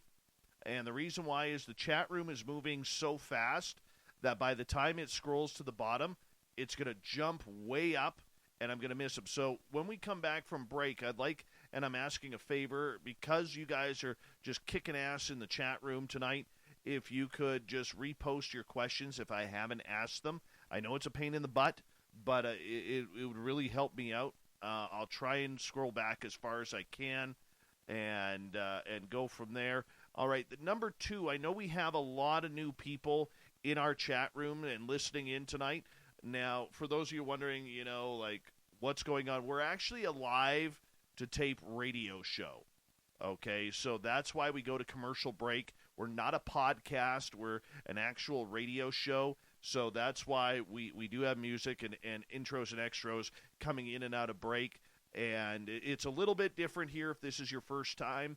But, it's what we do around here in order to make the radio show side happen as well. So I appreciate your patience, but you guys kind of get the backdoor version of what we do during the show and what we talk about during the breaks. So please hit that subscribe button. We're getting closer to 10,000 subscribers. We'd really appreciate it.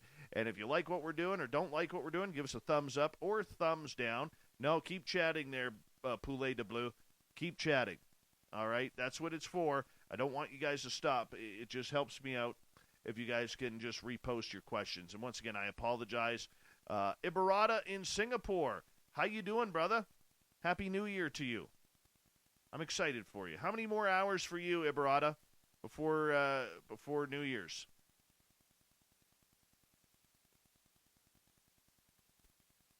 Let me know. Polar Eclipse, we're glad you found us too. Thank you so much.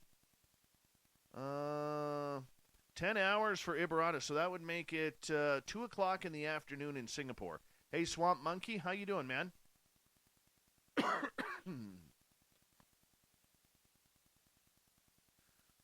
you doing, Dave? Having fun yet? I'm having a great time. So, Dave, on the app, I have a feature called the World Time, which shows all the time zones, so you can look at it and see what time it is in every spot around the Earth. So, if you want to, call somebody in Australia, I wouldn't do it right now, or actually I would do it right now. It's daytime there. Yeah, it's about 2 o'clock in the afternoon over there. Well, 3, 4 o'clock. There's a little spread, but it'll show you exactly what time it is everywhere around the Earth. And again, if you just play with the app, Dave, it opens up a lot of understanding of what the flat Earth is. Right on. We got just over 90 seconds here, my friend. Just over 90 seconds. All right.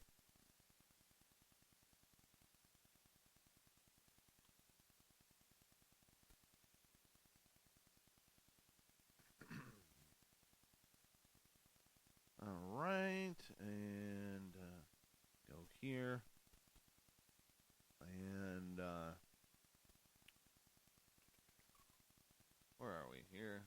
big thank you to our super chatters tonight, Tammy, Cat Chaser, BBD Warrior, and Gil. Thank you so much for your support of what we do on Spaced Out Radio. Thank you to our new subscribers. Remember, you can do a little shopping at our SOR Vault. All you got to do is go to youtube.com/Spaced Out Radio. No, not that one. Sorry, that's our other page. But Facebook.com/the SOR Vault. You can get yourself T-shirts there. We got some really cool stuff there, so make sure you go check it on out. The SOR Vault on Facebook. Here we go, everyone, as we enter the second half of the show right now.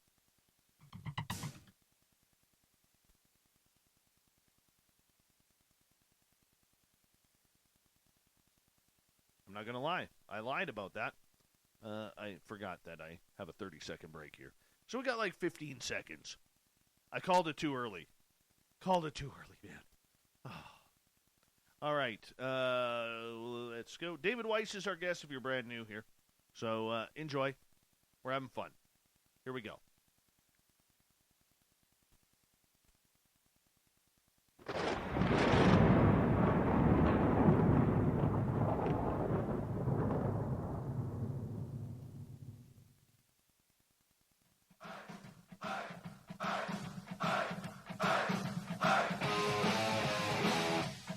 The halfway point of Spaced Out Radio tonight. Thank you so much for joining us. My name is Dave Scott, sitting in the captain's chair of SOR headquarters.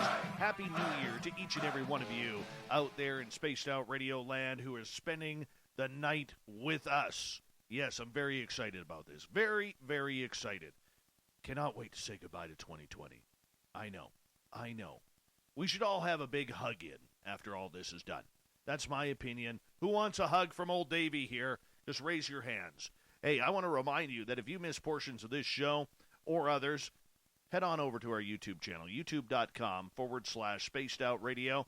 Do me the favor, hit that subscribe button, our website, spacedoutradio.com, where we have a plethora of features for you, including rocking out to Bumblefoot and reading up on Captain Shirk's SOR Newswire. Follow us on Twitter at Spaced Out Radio and on Instagram at Spaced Out Radio Show. From the Flat Earth Podcast, David Weiss is with us. We're having a great conversation on why the Earth is flat. Do you believe it? Or do you think that there are flat earthers right around the globe? You let us know. But David, thank you so much for taking the time to join us. I really do appreciate it. You used a quote from the Flat Earth Society that they have members all around the globe. That was beautiful. Again, yeah, mockery. It's just mockery. All right. I ask people that when they say, well, I don't believe in flat earth, I believe in the globe, I ask them to provide one proof that they live on the globe. And I'm giving away a free Bitcoin, by the way, which is at $29,000 today, for one proof of the globe. But the best answers I get is grow up, get out of your mother's basement. I was choking on that one. That nobody can come up with a single proof of the globe. It's kind of astounding. Oh, yes. Well, let's move on. We got a bunch of audience questions here, my friend. And let's get to Fast Hemi, who is asking, how come nobody has been to the edge and taken a picture? People have been to Antarctica and taken many pictures. The problem is you're not allowed to explore the outer lands of Antarctica. So that's why it's off limits. The big question is, why is it off limits? Why do you think it is? Because if people went out there, they would realize they don't live on a spinning ball and everything would change. How would it change things? If everybody woke up tomorrow and knew that the Earth was flat, they would stop giving away their God-given power to the elite that have no power over us. They would realize where they are, who they are, what they are. They would realize that this world was created for them and that they do not have to give away their lives to governments. If everyone woke up to the flat Earth tomorrow, all universities would close, all governments would crumble. So many other things would happen, and there will be some mayhem because people are going to be upset. All space agencies would get shut down, and then after the chaos, I think there would be a more beautiful world. Okay, Batmom is asking, how does the Bible explain the Earth is flat? There's over 200 verses. Now, I'm not the Bible guy, but on the Flat Earth, Sun, Moon, and Zodiac Clock app, there's a button called Biblical Flat Earth. I'm choking, sorry. Biblical Flat Earth, and there's over 200 different 200 proofs in the Bible that talk about a non-moving, a flat, non-movable, Earth. The only place in the Bible that says circle is Isaiah. It talks about the circle of the Earth. Well, the Earth is a circle. Where we live is a circle on a flat plane. The Bible never uses the word planet, never uses the word sphere, and basically the Quran and many other religious books are flat Earth books. Okay. Moving on here, Greco is asking, once again, how do you explain sunset and sunrise? Why is it different in Australia than us? It's different because excuse me, I need to get a drink. As the sun moves around the Earth plane, it just goes out of view. It's too far away from us. When an airplane flies away from us, it disappears into the horizon. It's not going over the curve. It's just disappearing, and it's the same thing with the sun. Okay. And again, this one's more visual, but if you go to the app and you click the why, how the sunsets happen, there's tons of videos in there that we show you exactly how sunsets happen. The one that's on the app today is actually a great explanation of how sunsets work. It's also on my YouTube channel, DITRH, which is the initials for Deep Inside the Rabbit Hole. Okay. How are weather patterns formed? And this leads to Bidsler's question about how the sun moves around the flat Earth. So that's two questions. Weather patterns are caused by many things, and they would work on a ball Earth and a flat Earth. It has to do with the position of the sun and the moon, which are putting energy into the atmosphere.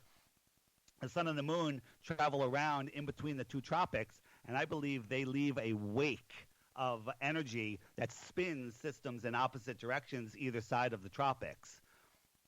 So there's lots of things that factor into weather systems that has to do with secondary water, the way things evaporate and cause clouds, and there's hot and cold. So some of the stuff they tell us is factual, but the systems of the Earth, due to these electrical energies, cause different systems. Like when we look at what we're taught in school, that the Gulf Stream comes way up to like Greenland and then swoops down, and it's doing this big sine wave. But if you plot that over a flat Earth map, it's a perfect circle. So if you look at the on the Flat Earth, Sun, Moon, and Zodiac Clock app, there's a wind button. You hit the wind button, it shows you the current wind patterns on a flat Earth, and they make far more sense. They're perfect circles on the flat Earth. On a ball Earth, they're crazy cyclonic sine waves. All right, moving on. And let's go to Bombshell, who is asking, where can we see a free animated demo video of this so we can see what you're talking about? Is there anything you trust online? If you go to the flatearthpodcast.com and click interviews, I have probably close to 100 interviews right now. And when I do video interviews, I have a green screen, and I show you much of the stuff I'm talking about and more.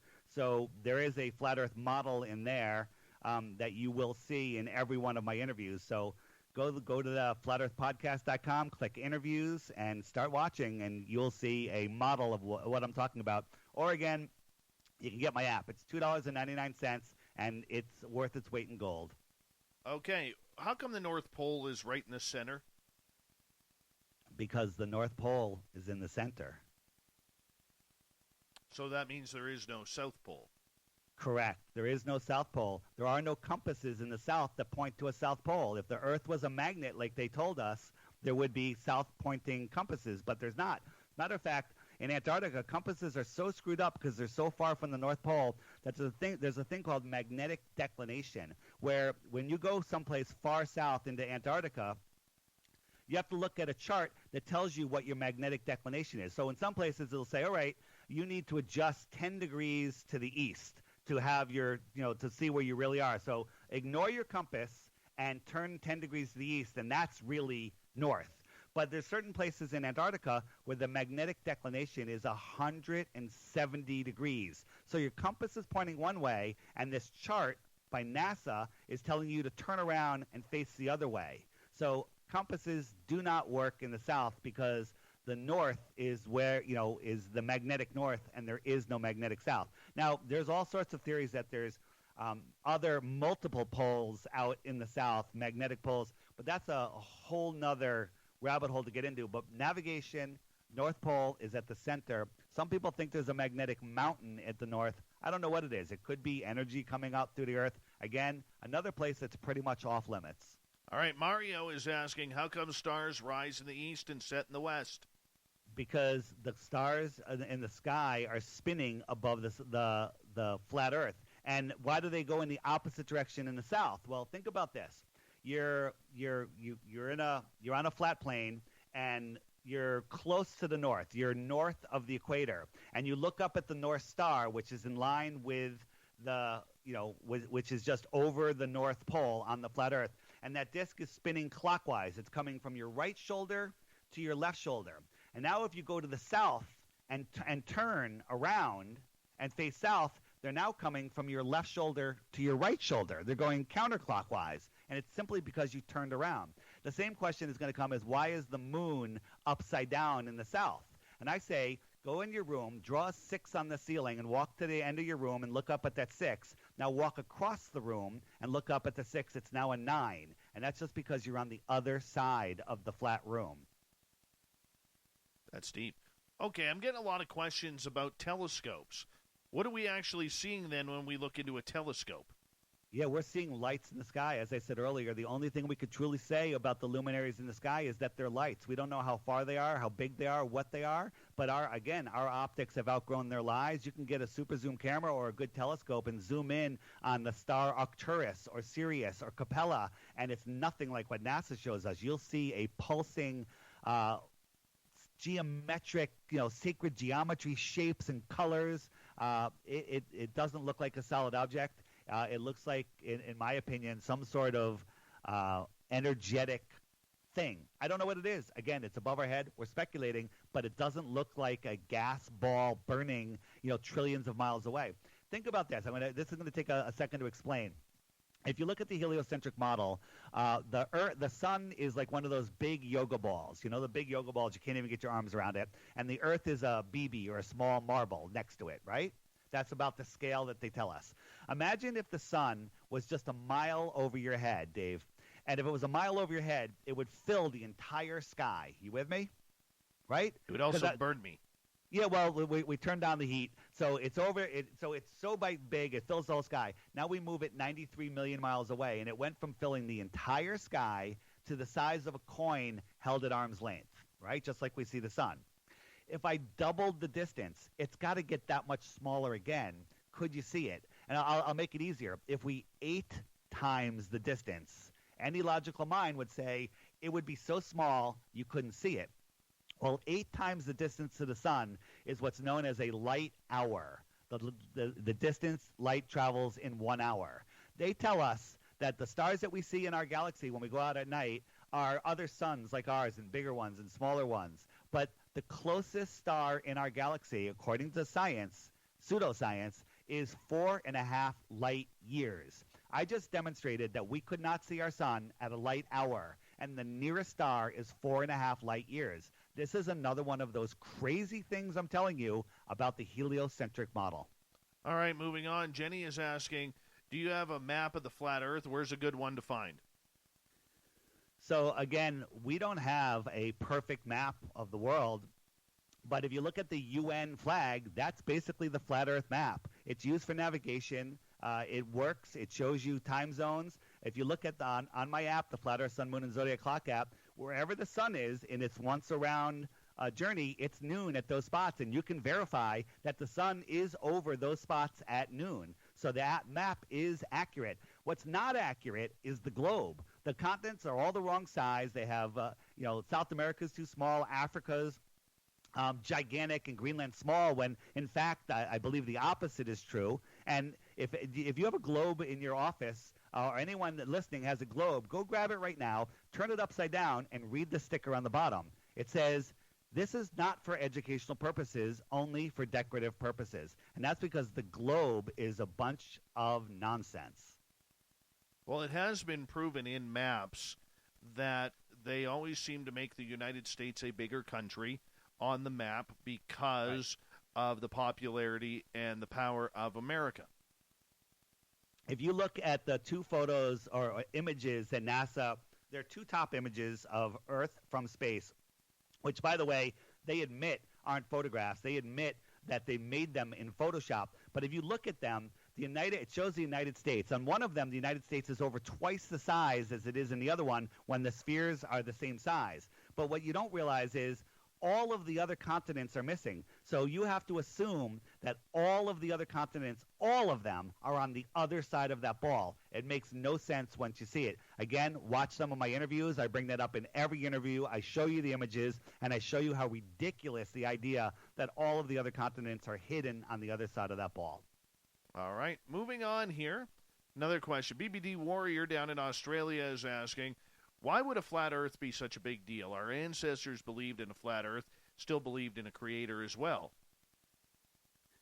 People in the early 1900s knew the Earth was flat. Our history is all a lie. They're hiding the creator because they want to depower us. They want to take our God-given power away. They want us to think we're insignificant and that our thoughts and actions have no meaning, have no effect. But the truth is, the psyop is they don't want us to know that our thoughts create our world. Dave, your radio show didn't come out of nothing. It came out of your thoughts. You imagined it, you felt it, you followed the energy, and you created it. And there you are with all of the things that you've created in your life. You are the creator of your world, and your thoughts create things. They don't want you to know that this world, for lack of a better word, is magical. Magical, God-given, mystical, whatever you want to call it, your thoughts create your reality, and I can prove it. Everybody look at your life and look at your thoughts. They match.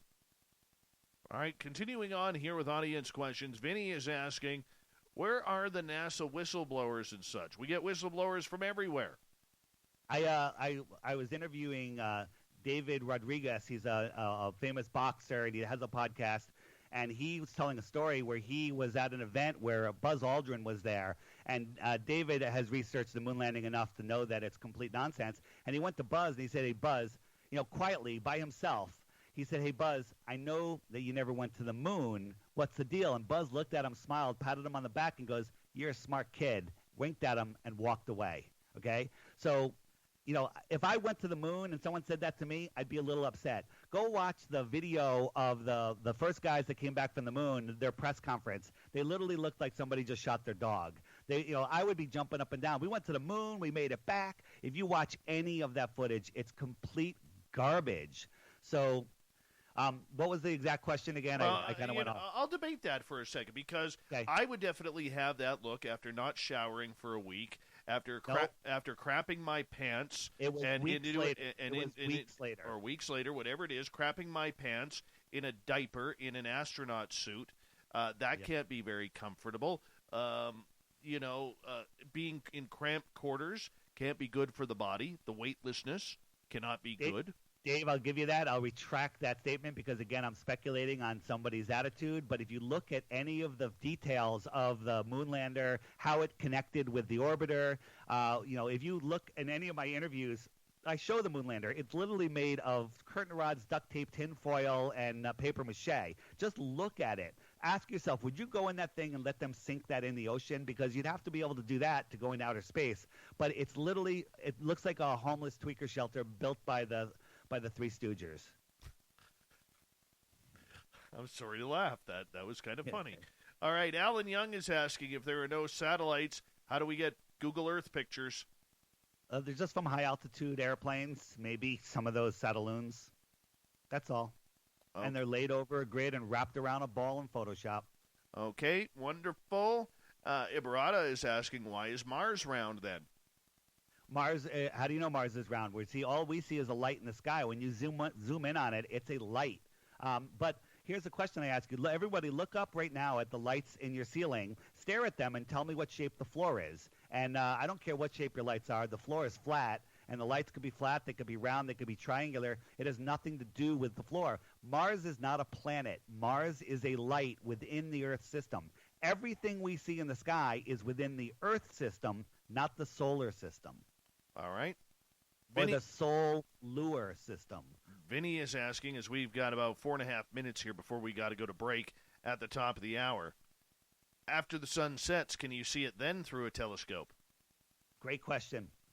When you watch a boat go far away, it disappears because of its angular size, and it disappears from the bottom up because the bottom has the smallest angular size, along with waves and atmospheric thickness. But things disappear from the bottom up. You can zoom in on them and bring them back because, as I talked about before, the clouds from the clouds down all merge into that horizon, and they close up, and it looks like a horizon, but the clouds aren't really touching the water. You could zoom in and open that space, make it big enough so you can see it again, and there's the boat that was gone in that merged perspective. But the sun is a celestial object. It's not like a boat, a terrestrial object. The sun is above the clouds.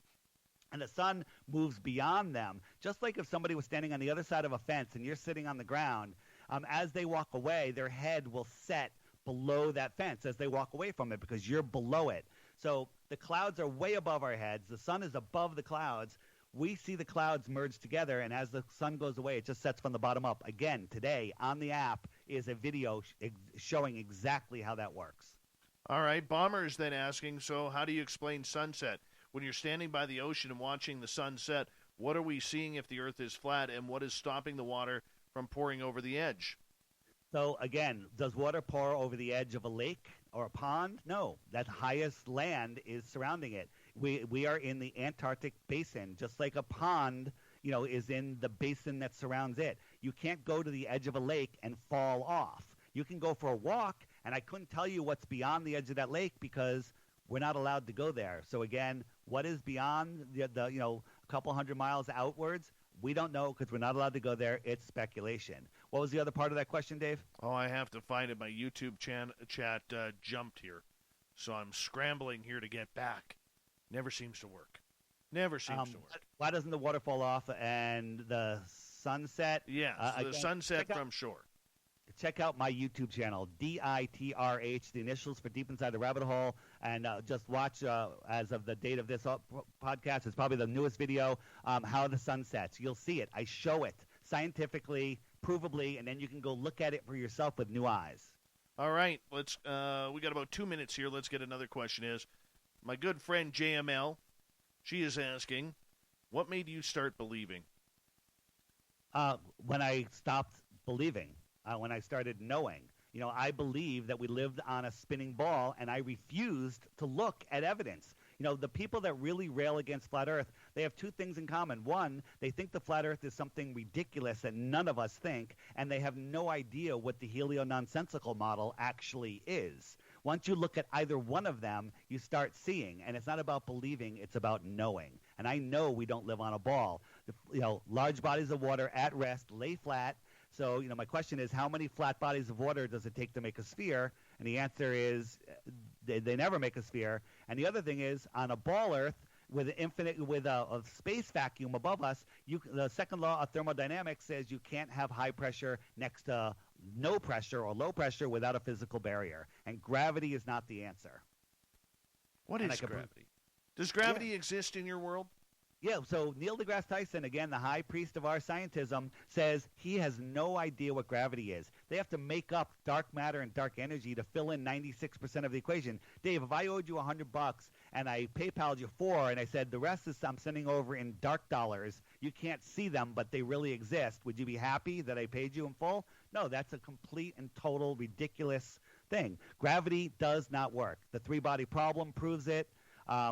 There's a whole bunch of ways to prove it. Gravity doesn't exist, but there is something that makes us stick to the Earth, and we can talk about that on the other side if you want. All right, so if you're in Australia, at the bottom of the Earth, if the planet was round, as you were saying, it is not, would people fall off? Well, on a ball Earth, you have to believe that, hundreds of trillions of tons of water and upside-down cruise ships and cargo ships are sailing upside down on a spinning ball, but birds are able to fly and a human's able to jump, and helium balloons will float up. Up is not down. Up is up, down is down.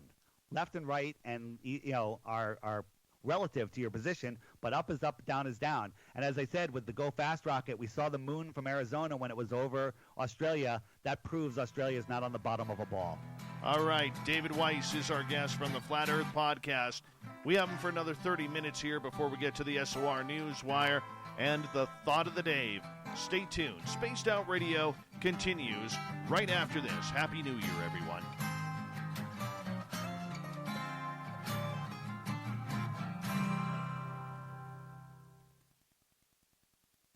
Show is flying by, dude. Totally flying by. It's always a fun conversation, Dave, and I appreciate your staying in the middle there, even though I know you're a flat earther secretly. I am so not. Oh, sorry. Are we on the air? People on YouTube can hear us? You dirty bastard. You dirty bastard. Sorry, hey, I'm just going to run my dogs out. I'll be right back, okay? All right. Yep. Hold on. Tales at youtube.com/spacedoutradio. And while you're there, don't forget to check out our free archives and leave a comment. See you there. We are scouring the world for the most intriguing stories of your day. Take the time to read up on the SOR Newswire, where our team, led by Captain Shirk, will deliver to you some of the best paranormal and supernatural news, along with some stories that will blow your mind from the weird to the wacky. It's the news outside the news that piques interest, and that's what we're looking to deliver to you. The SOR Newswire, only at spacedoutradio.com. We all know on Spaced Out Radio we love a good beard and mustache, so why not take care of your facial hair with Mighty Moose Beard Oil? Made in Canada, we're taking care of beards and stashes around the world. We use 100% natural ingredients with our oils and balms to make the whiskers feel silky smooth. Use promo code SOR2019 at MightyMooseBeard.com today.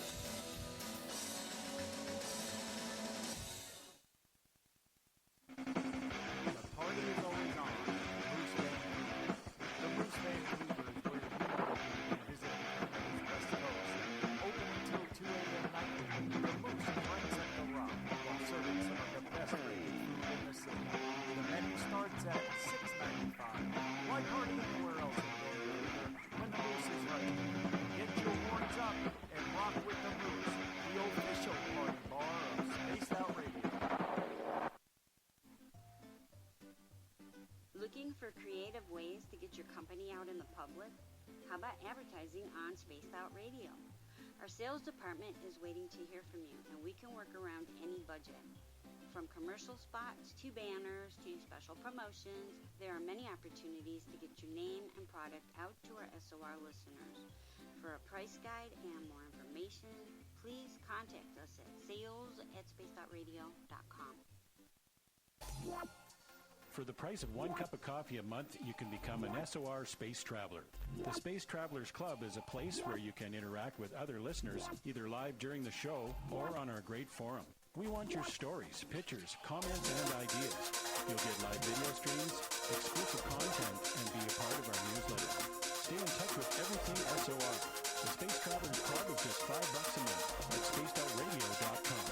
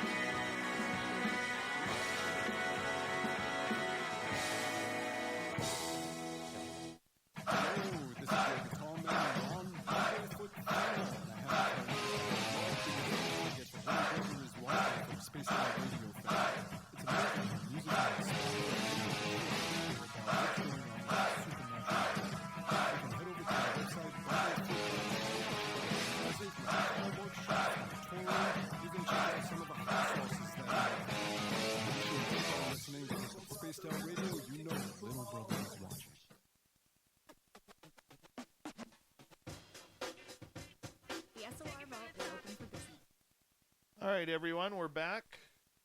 Got a couple minutes left. Dogs are peed. It's all good. David Paulson, welcome. Hey, I just want to say just a couple of things here before we bring David back. I see a few people in the chat room getting a little worked up. Remember, this show, all about entertainment, guys. All about entertainment. Let's just keep it that way. Enjoy. Have a few drinks. We're on the New Year's cruise here on the final show. We're having a lot of fun, okay? We may or may not agree with everything I'm saying or the guest is saying, but the main thing is let's just keep it real, man. Keep it real, keep it focused, and keep it having fun. All right? So that's just a few of you. You know, just chill, relax. We're all having a good time. Let's make it happen. All right? Good. Thank you. There we go. So, there you go. Just had to bring it back down. Dave, what phone do you have, an iPhone or an Android? I have an iPhone. Okay. Pop your email address that you associate with your iPhone in the chat, in our chat, and I'll send you the app over. Okay. Which one is it do I have? Yeah, I can do that. Hold on. Let me bring that back up. Bring you back up. I think it's this one.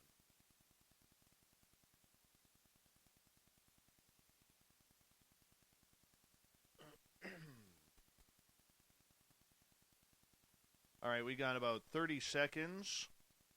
And, yeah, thank you again to everyone who has donated to the Super Chat tonight. Thank you, everyone who's given us a thumbs up and thumbs down. Don't forget, if you're brand new, hit the subscribe button. We're trying to hit 10,000 followers. When we hit 10,000, I'm going to give a couple of giveaways because I'm that guy, and it might include some beard hair as well. And here we go with hour number 3, everyone. Let's have a good time.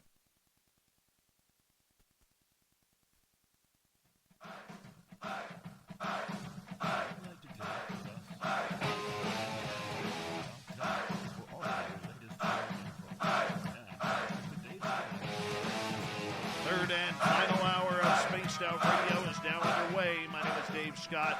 Thank you so much for taking the time to tune us on in. We really do appreciate each and every one of you. We want to say hello to everyone listening in on our terrestrial affiliates around North America, digitally on TalkStream Live, Revolution Radio, and KPNL. Remember, all of our archives are free by going to youtube.com/Spaced Out Radio. Do me the favor and hit that subscribe button. The Desert Clam has set the password for tonight in the SOR Space Travelers Club. What do we got for us tonight, Clam? Gallimimus. Gallimimus is your password. Use it wisely, Space Travelers, as the Clam sets the password each and every night right here on Spaced Out Radio.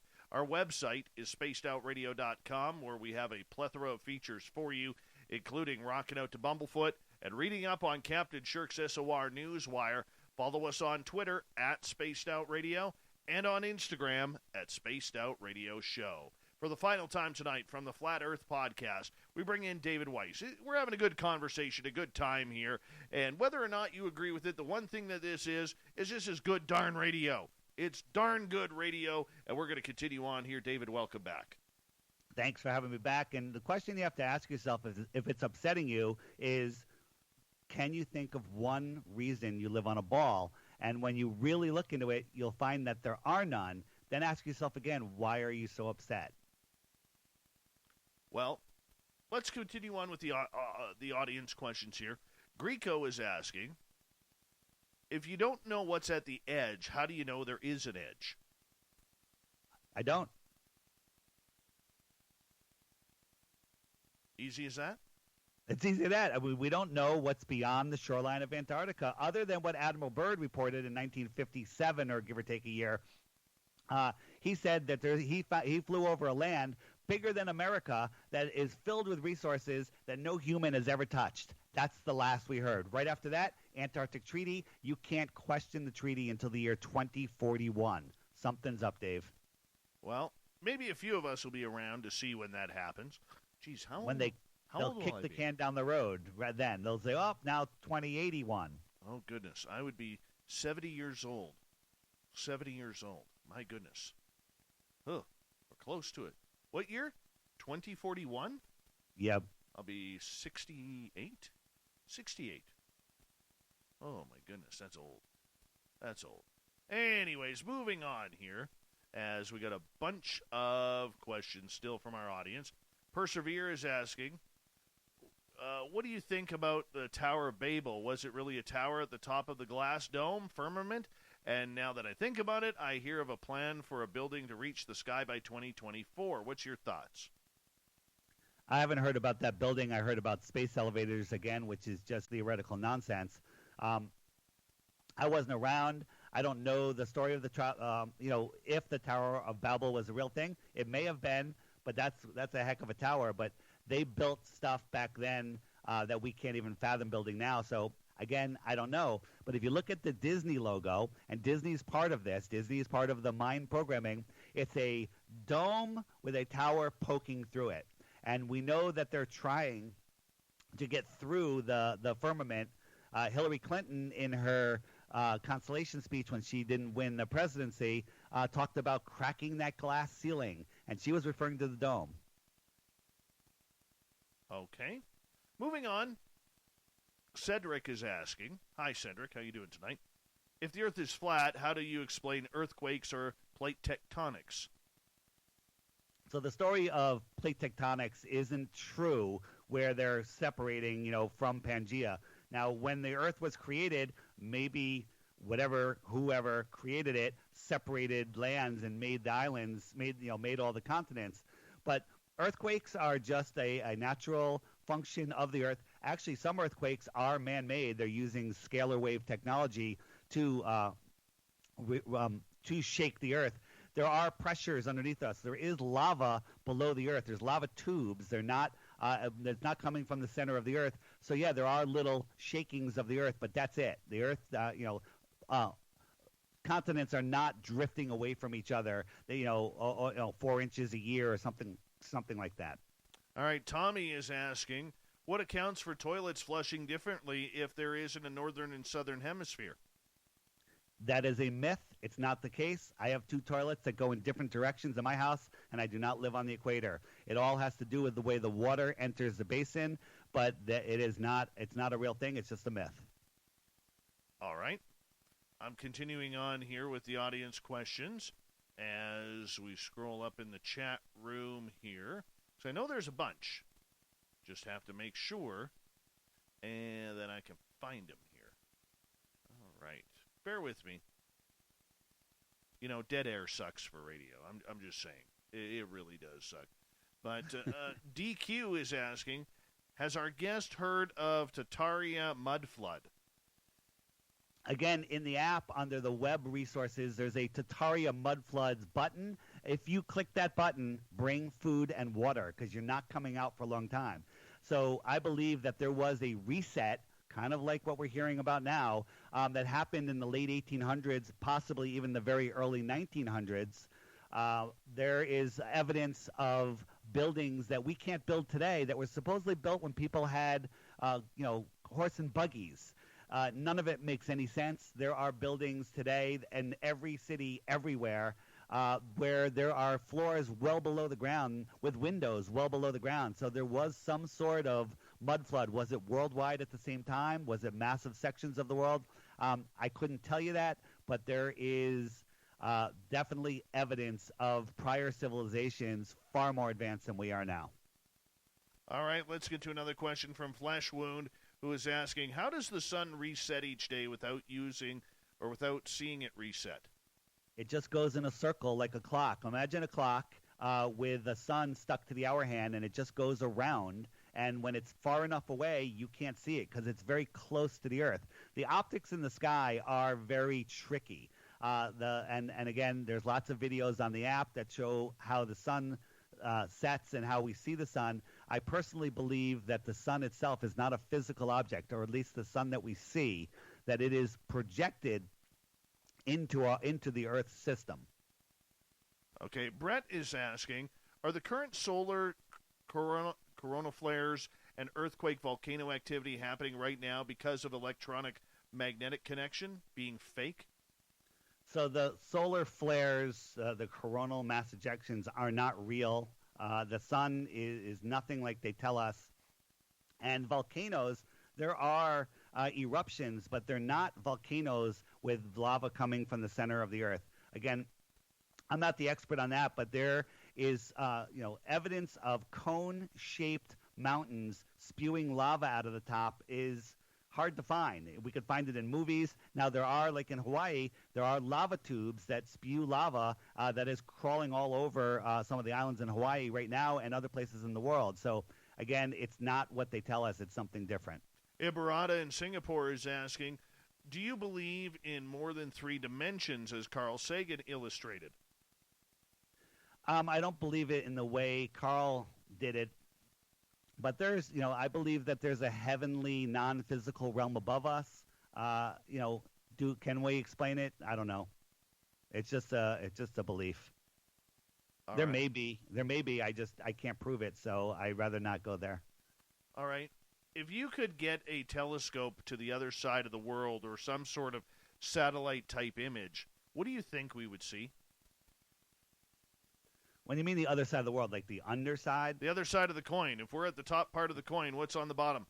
We're not on a coin. The Earth is the basement of the universe. Nobody can get below 8 miles, so we don't know what's underneath that at all. But what's interesting is all of the largest telescopes in the world are owned by the Vatican. That's a fact. And most of those big telescopes are in the outer southern lands, and they're not pointed up. They're pointed out, south.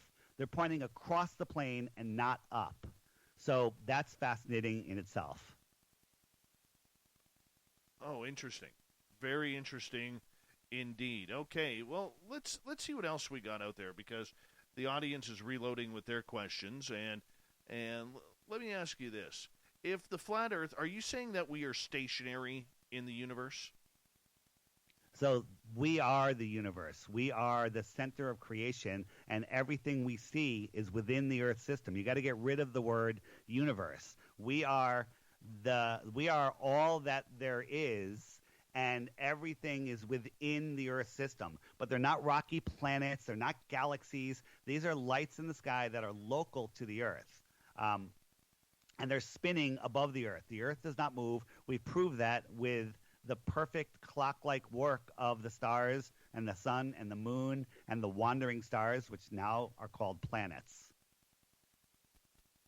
Okay, so with that, if we are spinning, are we spinning, or is the sun and the moon spinning? We are not spinning. Even, I believe it was Einstein said that there's no way to prove if we're spinning or if the objects in the sky are spinning. But we are not spinning. We are supposedly, spinning at 1,000 miles an hour, orbiting the sun at 66,000, chasing the sun at 500,000 miles an hour, and going sideways. But we have lakes that are like glass, that are like mirrors. And, if we were moving in any direction, that water would be sloshing everywhere. Okay. All right. Let's move on to another question here. This one comes from Bomber. What's your thoughts on aliens? So as I talked before, I call them extraterrestrials.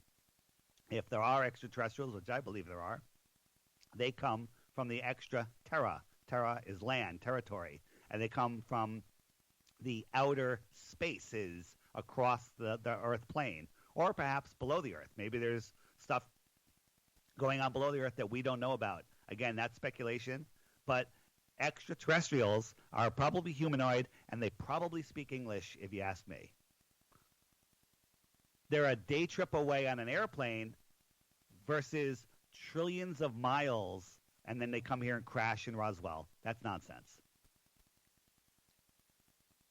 Aliens and the secret space program work perfectly on a flat Earth. They come from the extra terra, and the secret space program is just a free propulsion program where they're using electromagnetism instead of fossil fuels, which is also nonsense, to levitate themselves.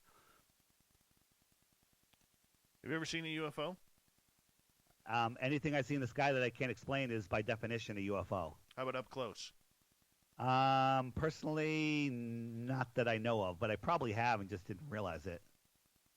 When you do, it'll change you again.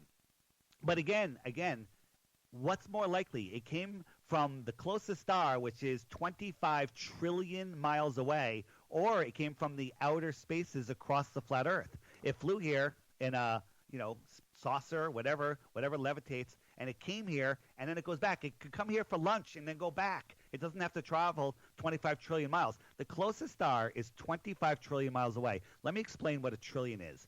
Dave, how long do you think 1 trillion seconds is? I don't know. It was way too long with my ex-wife. I could tell you that. 31,000 years. Okay? That's what a trillion is. 1 trillion seconds is 31,000 years. The closest star is 25 trillion miles away. That's unfathomable.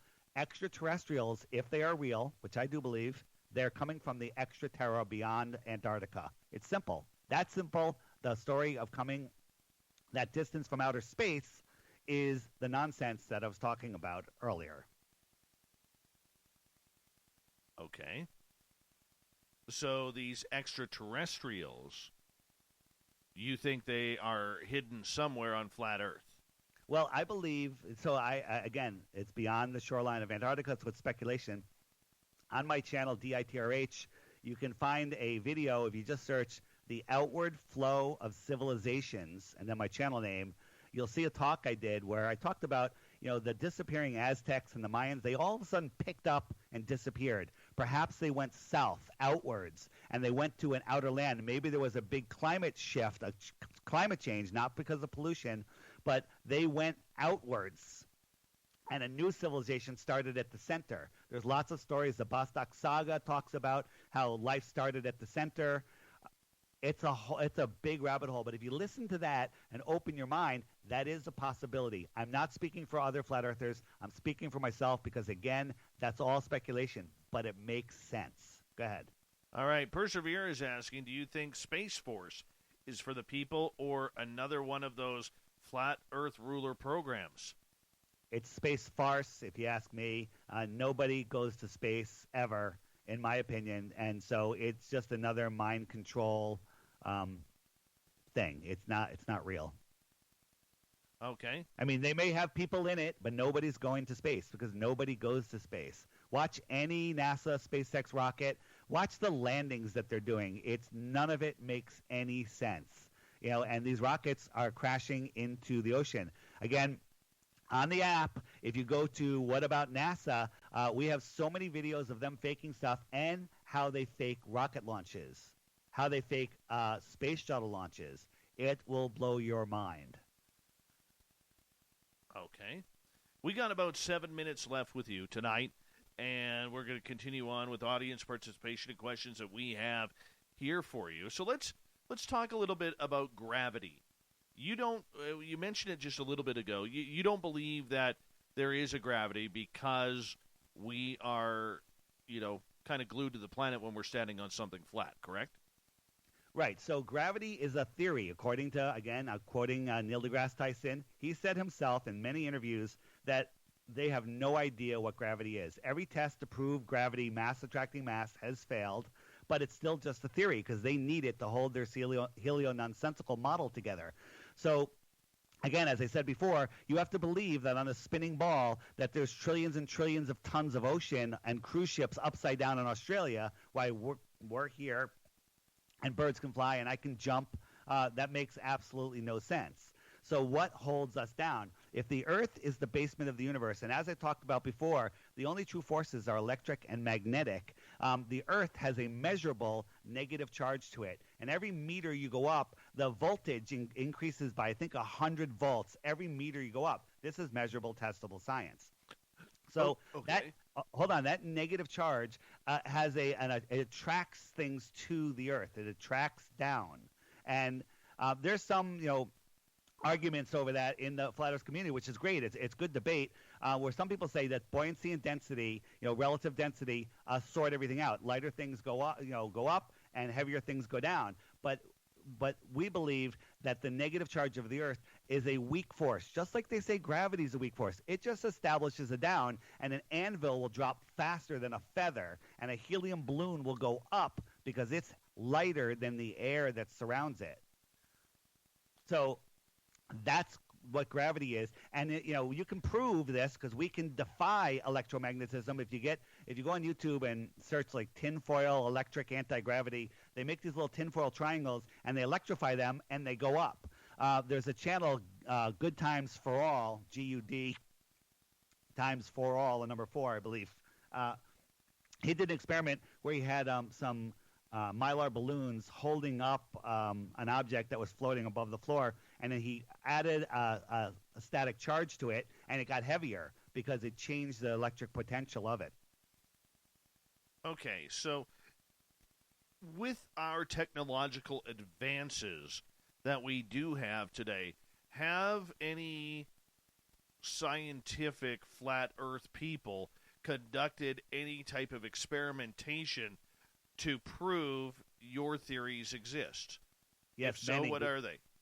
Yeah, so we have engineers that have spoken out. We have lots of people with scientific backgrounds that have done, like we've done these microwave tests. If you think about, we've had lots of Navy people, retired, most of them, that have spoken out. Think about this. A submarine can spot another submarine using sonar over 100 miles away, right? But they would be behind miles of curvature, and that's impossible. If the Earth was curved, the submarine could just sit on the floor, and any submarine more than 10 miles away would never see it because it would be behind a hump. But that's not how it works. Sonar goes in straight lines. That's a fact, and it can see 100 miles, and that's impossible. So, do you need a degree of memorization and regurgitation? The people that get their degrees, the people that become teachers, are the ones that are the best at memorizing and regurgitating the school curriculum. That doesn't make you smart. That makes you a great memorizer of nonsense. Okay. So, on that fact that you have your own scientists looking into this, I mean, there's a lot of experimentation that needs to be done to prove a lot of these theories. Why have they written any dissertations and brought this to the scientific community that's out there? I'll explain why. Because the high people of scientism that are the spokesmen, they say the science is settled. Science is never settled. They say there is no need to talk to a flat earther ever because the science is settled. That doesn't sound like science to me. The reason Neil deGrasse Tyson, Bill Nye, Brian Cox won't come and talk to us is because they can't. They'll make tons of videos about flat earth, mocking it, making fun of it, gaslighting us, and stuff that we don't believe, claiming that we believe it, but they will never talk to us because if they did, we would destroy them. Destroy. Okay. How would that be destroyed? Wouldn't it be good to get the regular scientific community on board? Absolutely, 100%. We're trying to get scientists to come talk to us, and none of them will. Sometimes you get an innocent person that has no idea the Earth is flat, that is an astrophysicist or whatever, and if they prepare for the interview, they call us up and they say, "Sorry, I'm out. I'm not doing it," because first time in their life they actually question the ball and they see that there's problems, and then they realize if they speak out, they're going to lose their funding, they're going to be grounded like that KLM pilot, they're going to lose their careers, and their family's going to be homeless. So they don't want to speak out because they lose everything by speaking out. This is the biggest secret that they have, the most important one, because when people wake up to this, Dave, they wake up to everything and they take their power back. That's why the lie is so important to the elite. We've got 1 minute left with you tonight, and I want to say a big thank you for coming on to Spaced Out Radio and having a really good time with us, David. Let everybody know where they can find your podcast. TheFlatEarthPodcast.com has all the links just on any podcast player on your phone, The Flat Earth Podcast. Take the Flat Earth Podcast Challenge. Listen to the first 10 episodes. Start from the beginning, and you too, as I said earlier, will lose the respect of your family and friends. And again, my app is the way you can support me. It's $2.99. The Flat Earth Sun, Moon, and Zodiac Clock app. If you just search on your Android phone or iOS phone, just Flat Earth Clock, it'll come right up. It's by Blue Water Bay. Make sure you get the right one. And it will show you what you won't find on Google. Well, I appreciate you taking the time, Dave, to come on Spaced Out Radio. It is a little bit of a controversial topic, but I'm glad to have this conversation. We don't do it often on the show, but I think you explain it well. And thank you for coming on and showing your side of the argument. And Happy New Year to you, my friend. Happy New Year to you, Dave. Thanks for having a conversation. And I gifted you the app, so I expect you to take the challenge and watch the video every day. Short ones during the week, longer ones on the weekend. And in 2 weeks, you can call me up and yell at me and say I've ruined your life. Well, I mean, I already have an ex-wife who did that, so I'm okay with that. David, hold on one sec. I'm going to say to the audience, get ready. We're going to go to the SOR Newswire and the Thought of the Dave. Stay tuned. Spaced Out Radio continues with the back end of hour number 3 coming up next.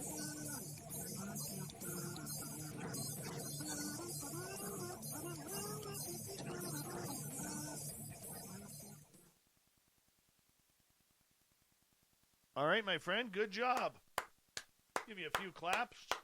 Dave, I appreciate that. Thanks for having a respectful conversation. It's very, I get passionate, and people don't like their worldview being ripped out from underneath them. I thought it was fun, man.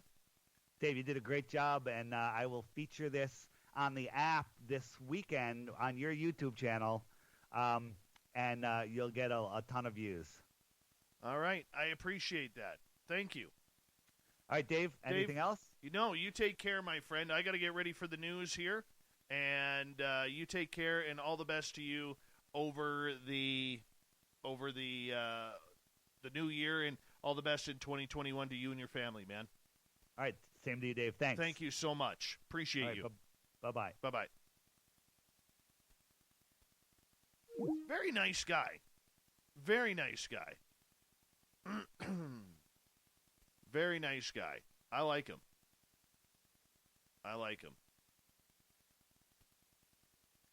And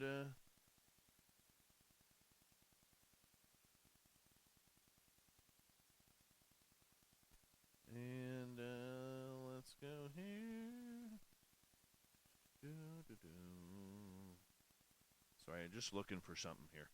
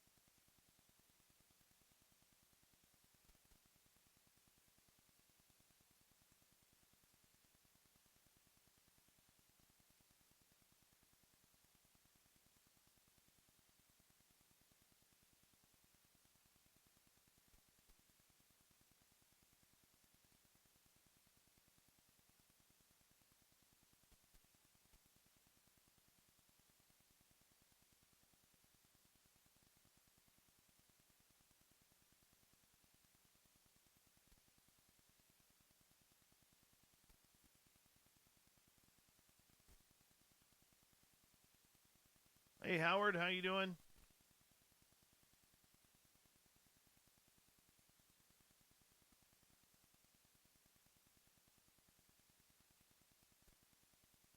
Hey, Miss Pickles, what's going on?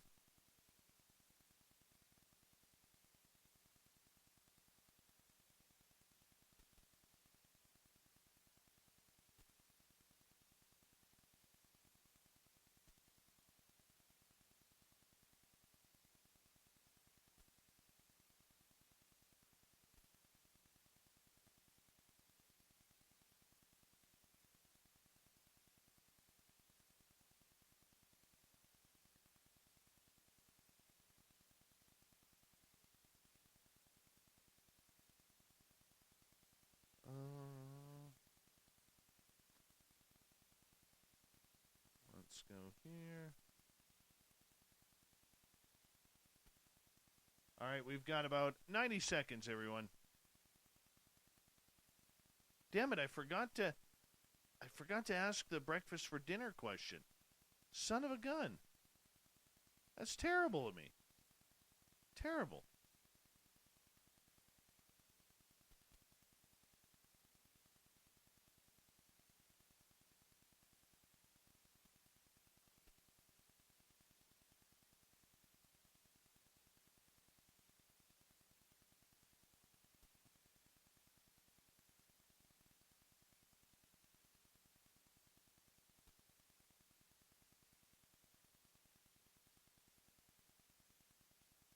Adrianism, welcome to the show. Once again, a big thank you to Cedric, Grendel, Gil, BBD Warrior, Cat Chaser, and Tammy for the super chats tonight. Really do appreciate that. Thank you so much for your support. Thank you to everyone who has given us a thumbs up. Thank you to our new subscribers as we are encroaching on 10,000, and we really appreciate it. Hi, gorgeous Betty Spaghetti. How are you? Happy New Year to you. And thank you, Stunt Brat. Hey, Spudgerino. Here we go, everyone.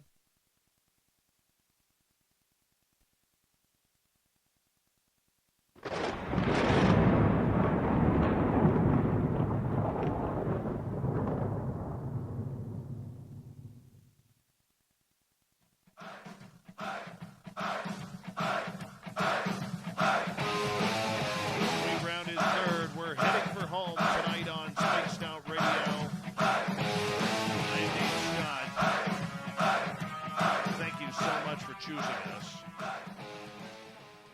I want to remind you that if you've missed most of this show or others, check out our free archives at youtube.com/spaced out radio. Do me the favor, hit that subscribe button. Our website is spacedoutradio.com, where we have a plethora of features for you, including rocking out to Bumblefoot and reading up on Captain Shirk's SOR Newswire. Follow us on Twitter at Spaced Out Radio and on Instagram at Spaced Out Radio Show. Speaking of the news, let's do this thing. Final time of the year. All right.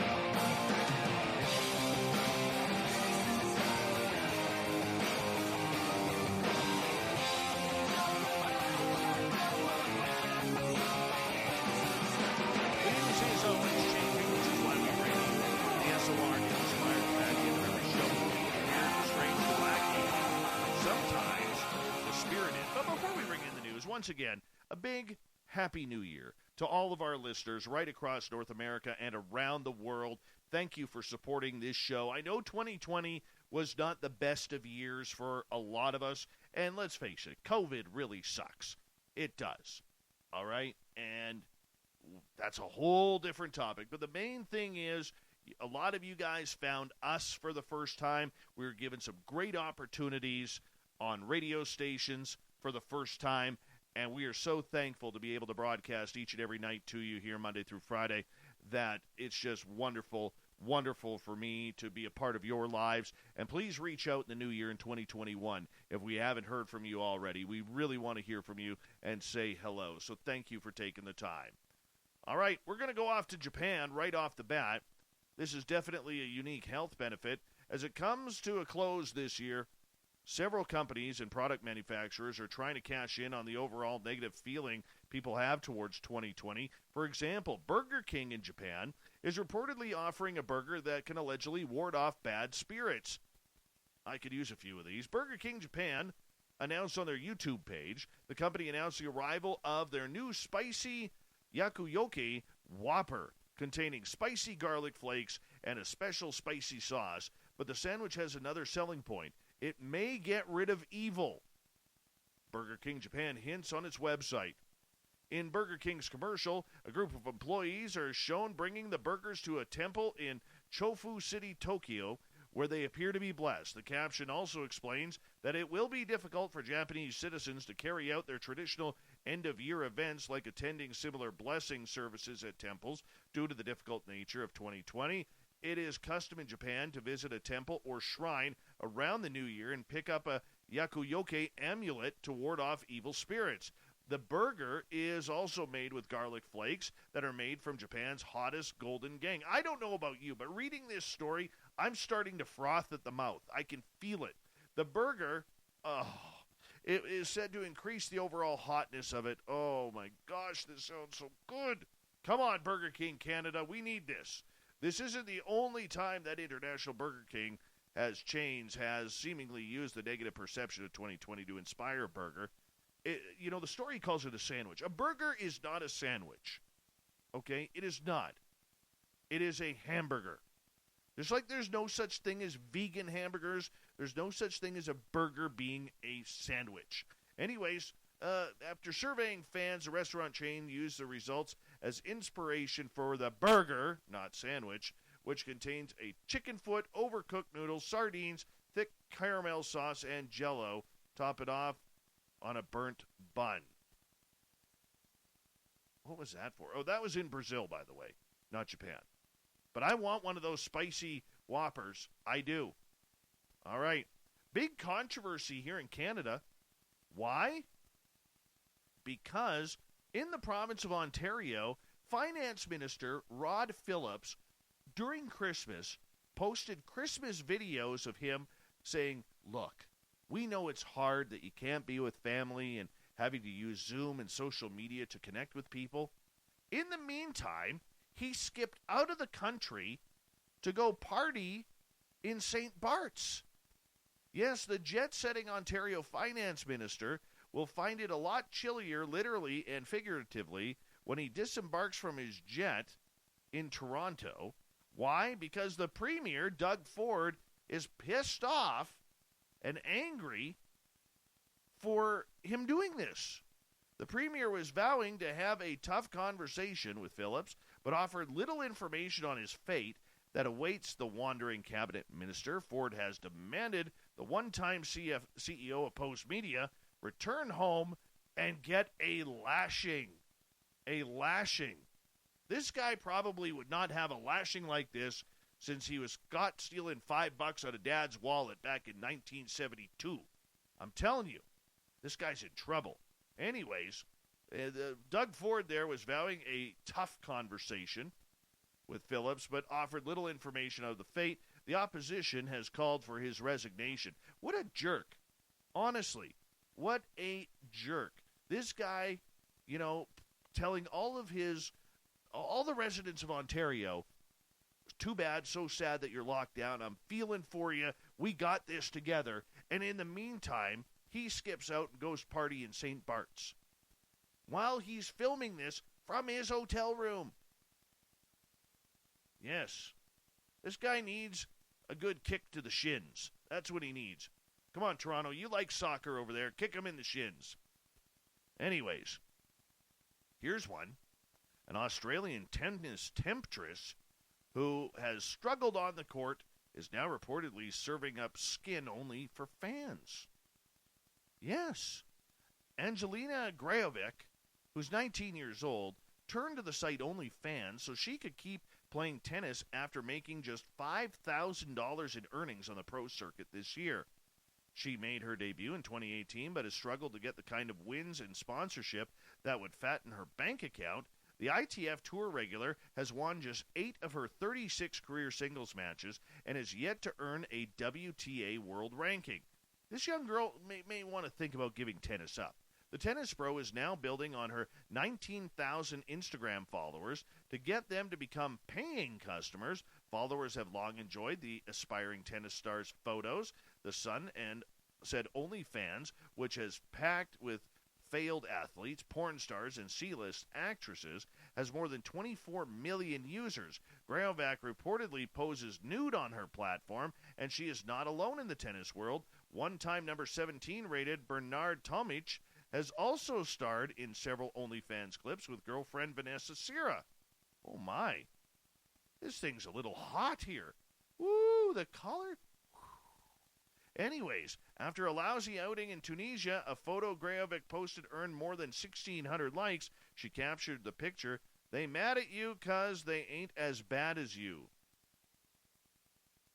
That's terrible. Another in a towel was posted online. Don't mind waking up to this view every morning. Yes. Okay, young lady. Go get your cash. Sad story here coming out of Kazakhstan. Horrible story. A few days ago, I was reading this story. Maybe you did, too, about this Kazakhstan bodybuilder who married his sex doll. Yeah. Well, apparently, they may be getting a divorce. Yeah. Yuri Tolochko, a bodybuilder who became Insta-famous on Instagram, says Margot, his sex doll wife, is broken. The man and the doll were married after 8 months together. Things went downhill from there. She is broken, and now she is being repaired. She's in another city, Tolochko said. When she recovers, it will be a gift for both of us. Tolochko has described himself as a sexy maniac, and he claims he met Margot at a nightclub. Is this a gag? The real thing? A disturbed individual? Who could really say? But he broke his wife. I will leave you to your imagination, or the imagination of Captain Shirk, to figure out how that actually happened. I don't know, but I'm a little scared. I don't want to know. That is something I do not want to know. Moving on.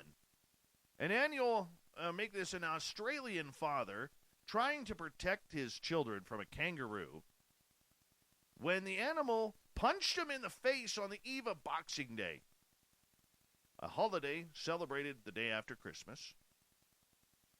Terrible writing here, by the way. Punched him in the face on the eve of Boxing Day. Why didn't they just say Christmas Day?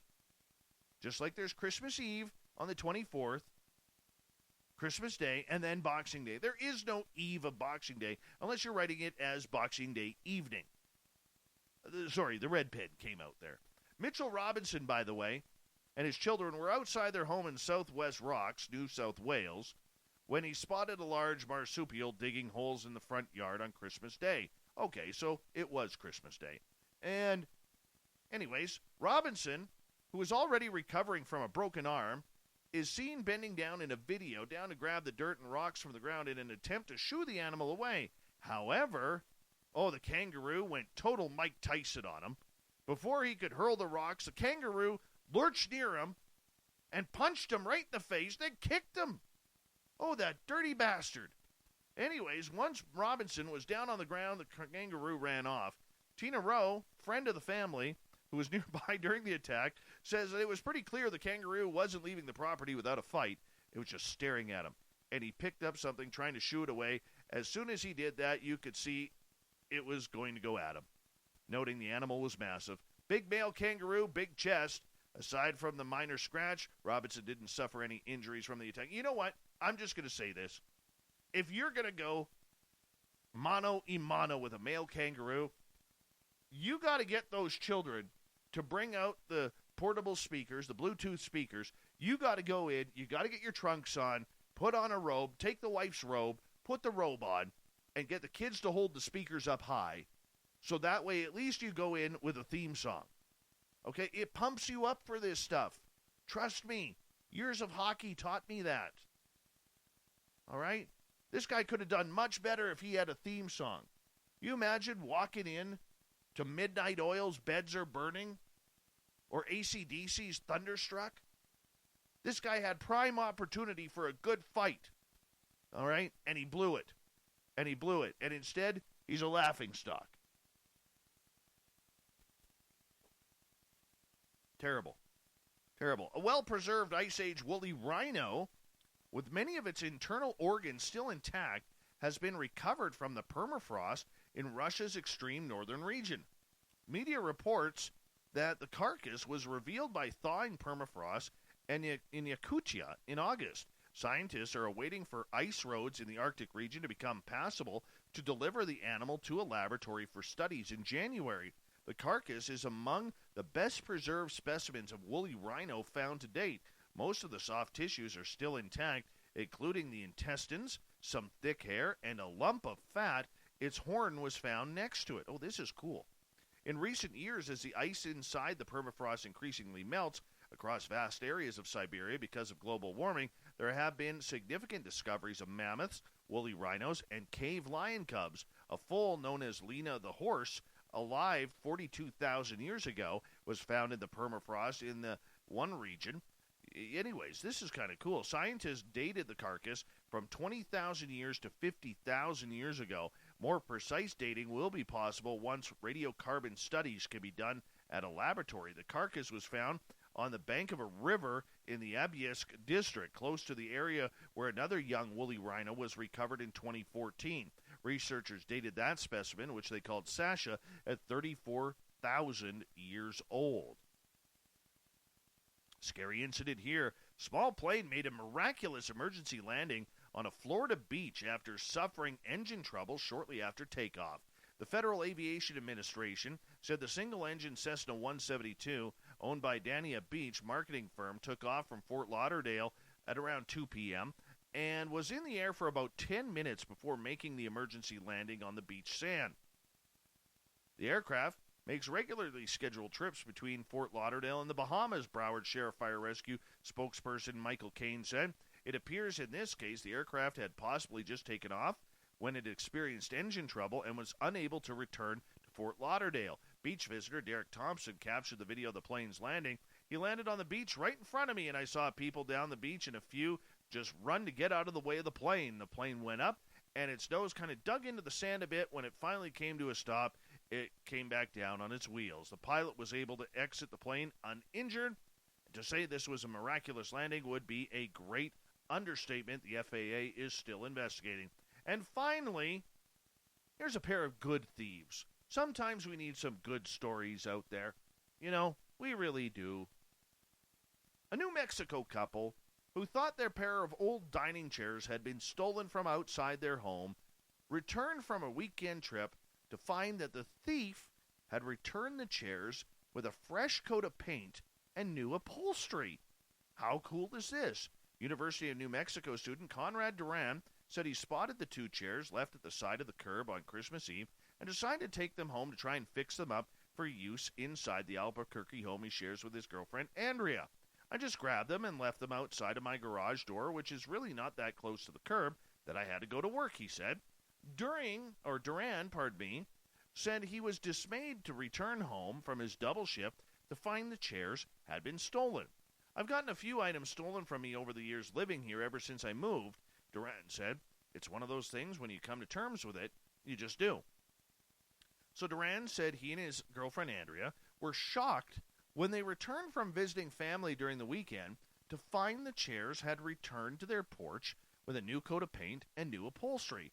I thought they had been stolen, and lo and behold, they had just taken them, redid them, and returned them as a Christmas gift or something like that, Duran said.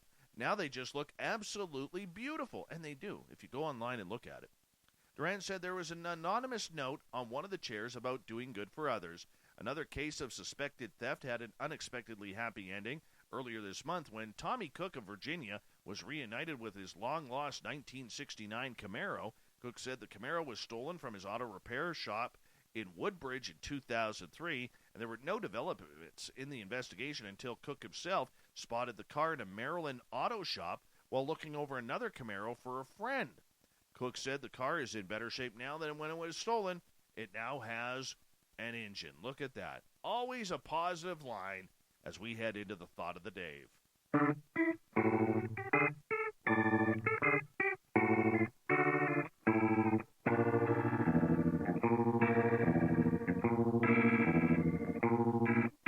Thought of the Dave happens every night at this time, where we ask a question on our Facebook and Twitter pages, then read your responses on the air. Because we love the audience participation around here. Today's Thought of the Dave is as follows. Thanks for the clown, Marty, by the way. What's the strangest flat earth conspiracy you've heard? Marty, one of our favorite veterans who listens to this show, and we love our veterans around here, so if you're a veteran, thank you for your service, says that when you go to the edge of the flat earth, then there is a stop sign, so you won't go over. My good buddy Bob, infinity tie for first. Hashtag stay away from the edge. Chip, that the earth is a globe. 13 ballads. King Lake, Ontario, Canada, heartland of the contrarian, a flat earther's paradise. Obviously, you've never been to Saskatchewan. Anthony, ask AJ Styles, the wrestler. Let's try and get him on, Cords, the booking guy.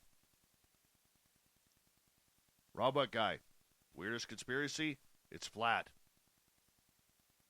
John, love you, Dave. Thank you, love you. Happy New Year, John. William, that our oceans to actually drain off the flat earth and that a real secret world government somehow replaces it. Yeah. Kev, go tell it on a mountain. That's kind of funny. That really is kind of funny. I'm not going to lie. Not going to lie. All right, let's continue on here with a little bit of thought of the Dave here. Where are we? Where'd they all go? There they are. Ron, do they have bottomless pits? Scott, that rum and coke isn't a popular drink? Chris Jarvis, that there is a huge ice wall that circles the Earth that is guarded by NASA to stop people from climbing it and falling off the planet. Ryan Stacy, okay, here's the thing. Flat Earth Society is actually a movement that protests against NASA, suggesting that they have faked the moon landing and all the live feed cuts. The flat earth concept is supposed to upset you to get your attention. If you actually look into the movement, it has very little to do with the shape of the earth. It's mostly about how the government lies. Governments tell the truth?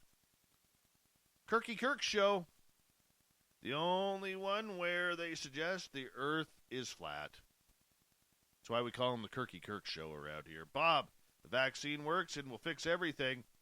Alex, there's this dude, he's got a YouTube videos and all that, and he believes mountains and big rocks are actually petrified trees from where everyone was bigger or whatever. Hey, you better not be talking about Devil's Tower there, because that is Team Stump. If I remember correctly, he does link to Flat Earth somehow. It's by far the craziest thing I've seen, at least pre-truth or BitChute era. Chris, all of them. Gil, if you want to walk to the end of Africa, you'll fall off. Marty, it's so embarrassing to be the only flat planet. Cheryl, it was an invite to recruit flat earthers, it stated, and we have all members around the globe. I nearly choked on my coffee about that. James, the whole PSYOP is designed to distract from Hollow Earth and the ultra-terrestrial overlords of mankind. We are not the only intelligent life forms that live here. Oh my. Oh my. Tim, the wall of ice and snow that holds back the oceans and rings the outside edges, how many miles deep, wide, etc., is this wall? What keeps it from melting? Fred, Australia does not exist, exposed as an imaginary land enforced by really secret agents. On that note, goodbye, 2020. I'm done with you. This show is done with you, and we will talk to you all next year. Thank you to everyone participating in the Thought of the Dave. I look forward to talking to you next year on Facebook and Twitter. And, of course, a big thank you to Captain Shirk for the news. And Flat Earth podcast host David Weiss coming on in to talk about Flat Earth. We got Mr. Ron Bumblefoot Thal rocking in the background with Little Brother is Watching. Bumblefoot is the official music of Spaced Out Radio, rocking us in and out of every single show. Get your horns up with Guitar God himself. Special thanks to everybody listening in at work, at home, in your cars, wherever you may be. Everyone in our chat rooms on Spreaker, YouTube, LGAB, Revolution Radio, Facebook, the Space Travelers Club on our website, and all the snarkers and snarkettes having a good time on Twitter at hashtag Spaced Out Radio. Remember, this show is copyright by Spaced Out Radio and SOR Media Ventures Limited. Thank you so much for sharing your evening and year with us, because together, my friends, say it with me, we're watching. We own the night. We need a fight to fall. We need you to take us home.